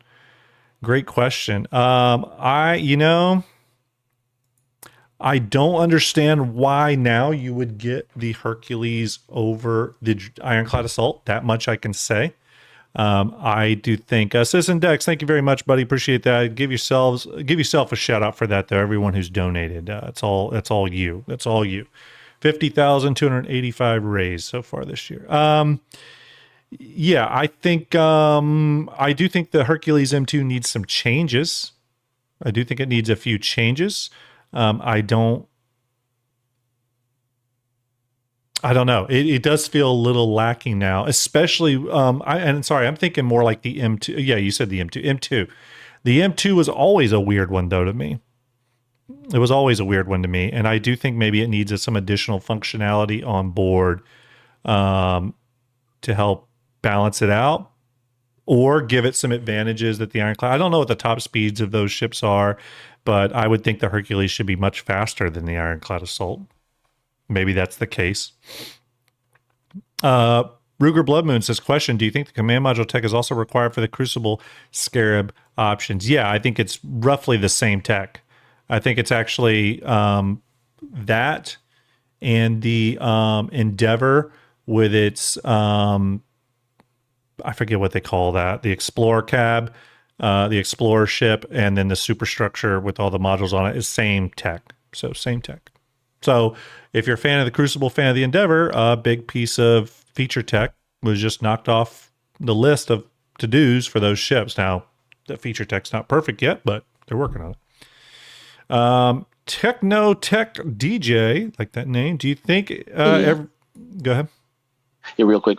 You mentioned that about the A2, Yep. the M2, Or the M2, and yeah. those. And yeah, I gotta say, I'm cashed in a few of my of that series in favor of the Ironclad because it just they're working better for the stated mission. Yeah. There's some people saying in chat, though, the M2 operates with a smaller crew. That is a good point. There's some little things like that. I think in the game today, the crew counts are still a little amorphous, though, because a lot of people still operate the big ships with a very skeleton crew, if not solo sometimes, and still get a decent amount of functionality out of them with those minimal crews. So, we'll see. I do think there's some little things they could give the M2 though to bring it up a little bit, and I think it deserves. I love the Hercules series. I've said that for a long time. I love those ships. I'd like to see more Crusader ships that have like the curves and stuff of the Hercules series. CIG started going very angular with Crusader, which is fine. The only thing though is I feel like we already kind of were getting that with RSI, and I really like the curved nature of the Hercules stuff in regards to the Crusader stuff in regards to the Hercules. So I kind of hate that we don't have any more Crusader ships that have those curves. So we'll see. But it's a really cool ship, really unique, and I would like them to glow it up a little bit. Techno DJ says, do you think everyone who wrote an essay will be chosen similar to how they did the Kraken essay? We're going to find out. Hopefully we find out really soon. I'm hoping to get reports from people. I would say if any of you all wrote an essay and you end up getting chosen as a Founders Club person, let me know. Somehow let me know. DM me. I'd love to see what the email looks like or whatever, just so I can talk about it a little bit. Like I said, I wrote an essay. I don't think I'll be chosen or anything, but we'll see. We'll see. I'd be interested, though. Seymour Brown Eye, great name, says, Grim, now that we have NPC getting on ships and with this new Nyx mission, Genesis anytime soon? Your thoughts? Well, the NPCs do get on ships. They get on their own ships. I think it's a freelancer. I don't know. I mean, I think we've heard that the Genesis and some of that level of passenger gameplay is post 1.0. I think sort of the last we've heard of that. So I'm thinking it's still a ways off. Here's the thing though. I know a lot of people, they'll hear the Genesis and they immediately go, oh, well, post 1.0. They're not going to do it. But there's just no reason why they can't work on passenger gameplay feature tech. It really just comes down to a decision CIG makes internally. You know what I mean? It's not like there's some crazy thing holding them back. Other games have done similar things in different ways. It would just require the feature team getting time set aside to build that feature. And we just don't know where it sits in the priority list of like gameplay loops for Star Citizen.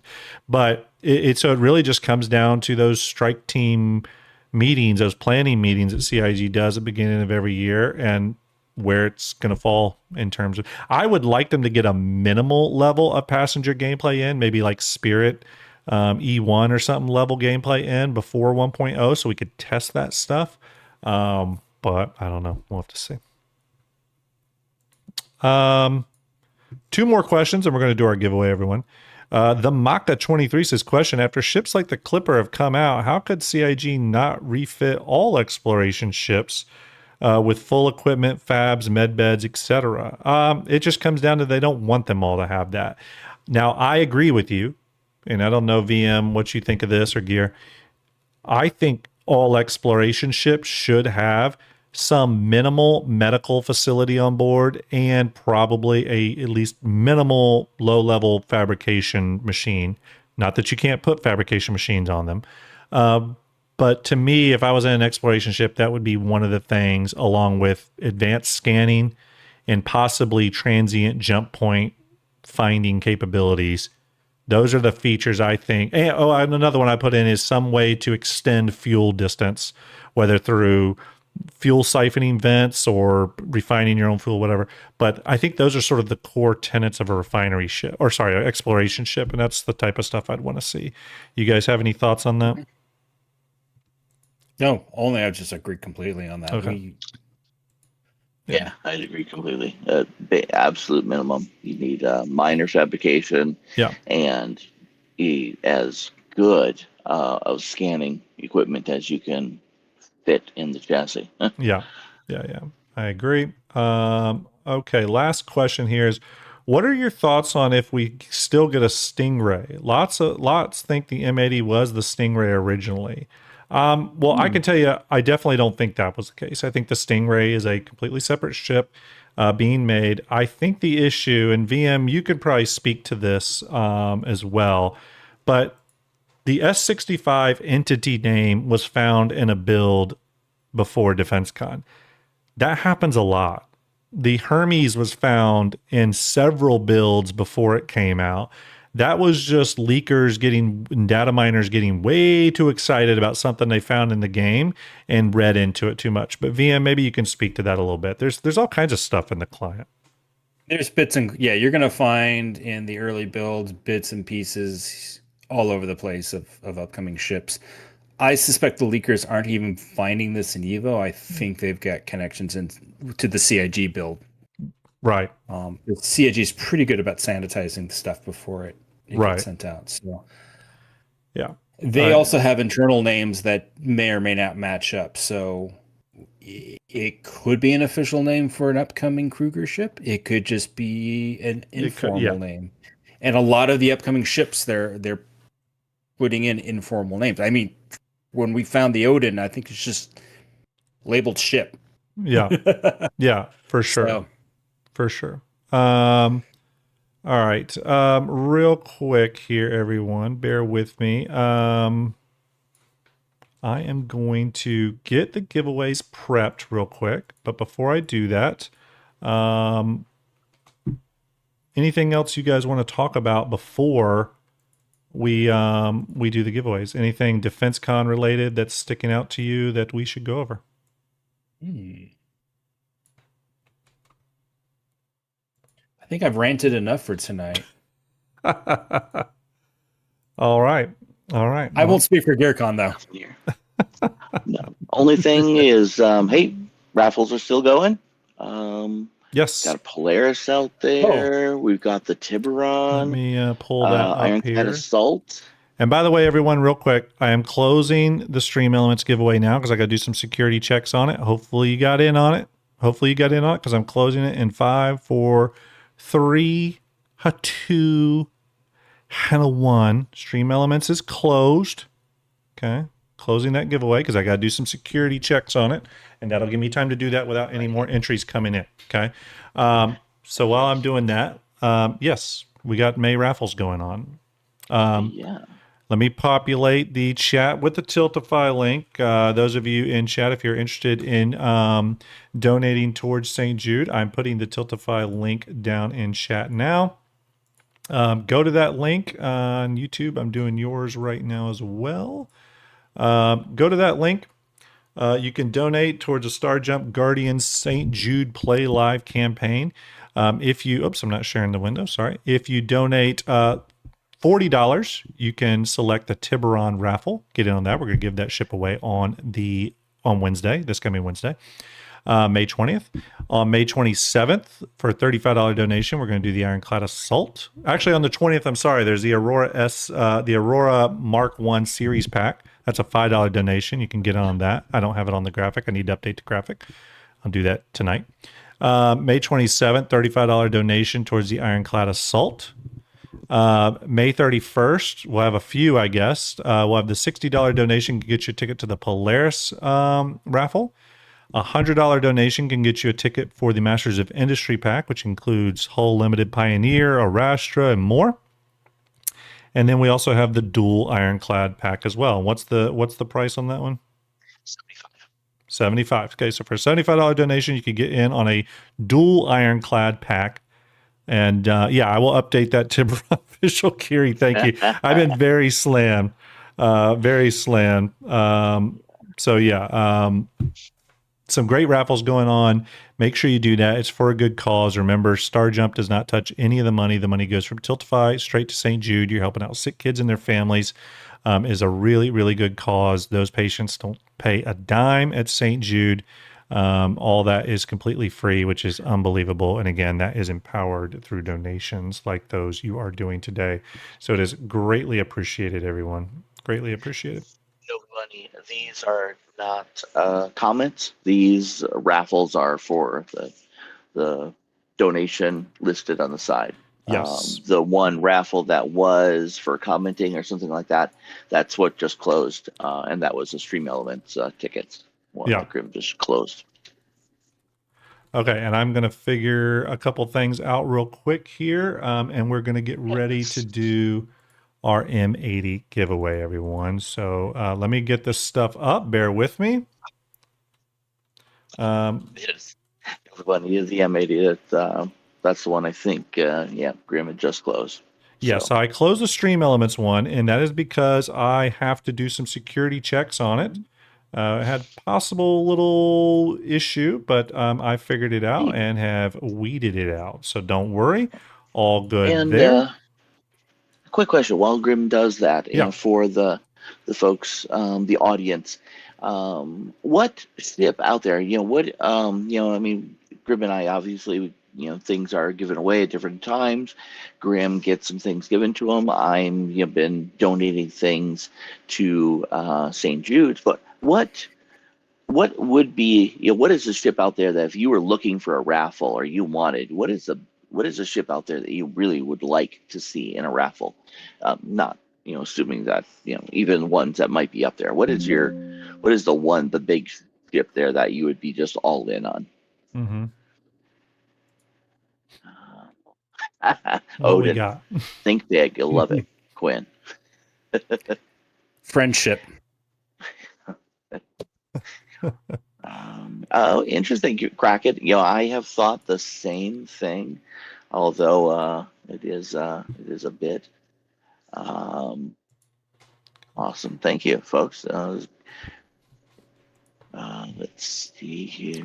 What are people saying? The Odin. They all want the Odin. It's clear. There's quite a few.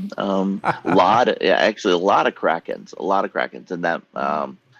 I would love to be able to do a Kraken. Well, it was looked into, not for this, but it was looked into. It's something that CIG just they don't want to do that, right? I don't know. I forget what the rule is on it, but I guess it's the anything over $1,000 rule, right? Yeah. Well, and no, they're looking at it and seeing it as they're helping a charity. They don't want to. They can't play favorites and things like that. But I'm gonna keep pushing. But hopefully they'll see it as they're not doing anything. They're just allowing me to give away something. So I'm pulling up some stuff we need to do the giveaway. Everyone, bear with me. And we are going to get to this. I know everyone is excited for this one. I did quite my a few galaxies. Yep, I did my security checks, by the way, everyone, and we did a little bit of cleanup. I'm going to be totally honest. I had to do a little bit of cleanup on some of the tickets purchased for this with Stream Elements, but it got it all cleaned up, and I think we're good to go. Please know that if you do win the M80, I am going to confirm this with you. I'm going to be doing a voice chat with you. We're going to be confirming it, so no funny business, okay? Don't worry. I've run my security checks, so I feel confident, feel very good. The first thing we're going to do, though, is we're going to swing over to Stream Elements. And remember, everyone, this is for an Origin M80, courtesy of CIG. Want to shout out CIG for sending me this ship to give away. I do appreciate that. And shout out to all of you donating tonight. You've all been amazing. Again, I wanted to find a way to try to give back to you all. Dark Realms with a donation, and Beck City with a $40 donation. We are up to $50,334. And because of Dark Realms is 93 cents, we now show cents up there at our goal marker. Nice job, Dark Realms. So thank you very much. It makes the number look even bigger, which is awesome. All right, here we go, everybody. Switching over to Stream Elements, we're going to draw a winner here. We're going to put your name in the wheel names, then we'll go to YouTube Random Comment Picker, and we'll put that random comment in the wheel names as well. This has been paused. We're now going to draw a winner. Winner has been drawn. We're going to scroll down, and it is Twisted Void. Twisted Void, congratulations. I am putting you in the random wheel of names. Now, real quick here, before I do the random YouTube comment picker, I got to set that up, so bear with me. Stand by, everyone. Twisted Void, are you in chat? You don't have to be, because we are doing this a little differently. I'm going to give you some time to get back to me. Congrats on getting to the semifinals. Yes. Congrats. So I got your name in the random wheel of names, Twisted Void. Thank you very much. Okay, we're going to go to random comment picker. How we do this is we use random YouTube comment shark. We're going to go to advanced options, and we're going to enter in today's date, which was May 17th. So we're going to go to May 17th, and we're going to choose the stream's start time, which it actually started at 6:58 p.m. Okay, 6:58 p.m. That is when I pinned the the link into chat. Okay, so it's going to pull any comment after that date. The comment does have to be M80 related. If you were listening to what I said that it was, you have to leave a comment that says M80 or something about the M80. Okay, so here we go. I'm going to pick a random YouTube comment. Good luck. Good luck. The shark is hunting. The shark is hunting. And it's Fashionista Jane says, love this outfit. Where'd you get those boots? Okay. That looks fake, right? So, oh no, that's the fake one. No, what am I doing? I'm an idiot. The glass sword says zoom, zoom. I guess that's M80 related. Zoom, zoom, fast. It's a fast ship. I'm going to count it. I'm going to count it. I'm going to count it. Yep. It just has to be M80 related by my own thinking. And I think zoom, zoom is right. I see what they were doing there. I see what they were doing there. The glass sword, congratulations. Glass Sword, are you in chat? Twisted Void, are you in chat? Are you all in chat? I'm just curious if you're in chat. You don't have to be. The Glass Sword or Twisted Void. If you're in chat, say hello, speak up, say what's up. Zoom, zoom. Oh, there's the Glass Sword. Hey, Glass Sword, hope you're doing well. Glass Sword, if you win, you've got to contact me via Discord. Okay, StarJump_Grim. Twisted Void, if you win, I can pull you and whisper you directly from Twitch. Okay? I will be verifying you. Okay? I will be verifying. There's a Glass Sword. I see you, buddy. I will be verifying you. Trust me, I'm good at the verifications. You have no idea. I'm very good at the verifications. Both are here. Both are here. One. Yep, both are here. And the good thing is... All right, got Glass Sword. Okay, cool. Yeah, there's a bunch of questions, but yeah, Grim basically takes one person from Twitch, one person from YouTube. This is how we get the two. Oh, yeah. And then yeah, sorry. Oh, and I spend it automatically. There we go. I duplicate the names, and we spend it. I accidentally spend it there. The Glass Sword gets it, which is who's here, so that's great. The Glass Sword got it. Usually what I do, congratulations, the Glass Sword, you need to contact me on Discord. StarJump_Grim.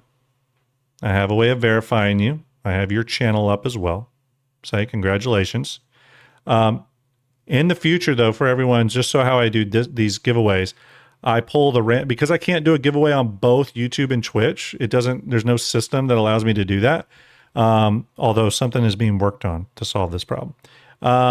There is, this is why I do Gleam giveaways, by the way, because it's through email. And that's how I prefer to do it, even though people complain about Gleam all the time. It's more official, okay? But what I do is I will pull the Stream Elements winner. I'll pull the random YouTube comment winner. That way I'm catching Twitch and YouTube. I put you both in the random wheel of names, and I spin it, okay? So there we go. The Glass Sword, congratulations. You have won the M80, courtesy of Cloud Imperium Games. So congratulations on that. You do need to contact me via Discord, StarJump_Grim.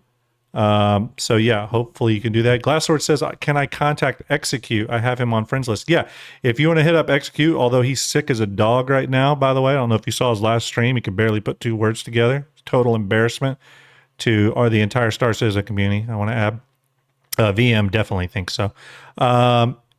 You can reach out to him, tell him to throw me and you in a group chat if you want, if that's easier for you. But yeah, congratulations. You just won an M80. And it's always nice to see it go to someone who's known in our StarJump community, content creator community. So it's nice to see someone around and not someone just randomly visiting one evening win. So congratulations. Appreciate everyone. Remember, we're going to be doing a Tiburon raffle on Wednesday. We're also going to be doing that Aurora series pack raffle on that. So we got some big ones that day. We are going to be checking out the Tiburon. We're going to check it out in game. I can guarantee you we're going to check it out in game on Wednesday. It's going to be a big show. Tomorrow, I will probably, I don't know. It's 50-50. I do have a show scheduled, but it's 50-50. Depends on the wife. Depends on how her day goes tomorrow. We'll decide if we want to cover the Starlight. It may just be that we group the Starlight into Wednesday's show. Okay, that may be what we do. Okay. Oh, Copper Slinky with a $235 donation, bringing us up to $50,569. Everyone tonight, I think we raised about roughly $2,000, I think, tonight, give or take. I think roughly around that, give or take $2,000, which is incredible. Thank you very much. You all are a great community, and we have been killing it. The viewer numbers are out of control. I am literally, I think I can't count right now. I am 68 followers away from 9,000 followers, which is incredible. So if you have not followed the channel, please do so. I do appreciate it. Everyone who followed tonight, everyone who subscribed tonight, that is very appreciated. It goes a long way, and hopefully you're enjoying the content. So yeah, the follows have been amazing though. So thank you very much, everyone. All right. I appreciate VMXEO coming on board to talk ships with me. I don't get to grab VM very much. He's a busy dude. He's got a lot of stuff going on. Me. What's that? Thanks for having me. Anytime, brother. I wanted to chat with you and see how you were. Sometimes we get ingrained in the StarJump fleet viewer discussions and ship model discussions that sometimes it's nice just to talk Star Citizen and ships with you. So I appreciate you coming on. GearCon wanted to pop in, so he jumped in the waiting room and brought him on board. Gear, thank you for coming on and giving us your thoughts and opinions on stuff. All right, everybody.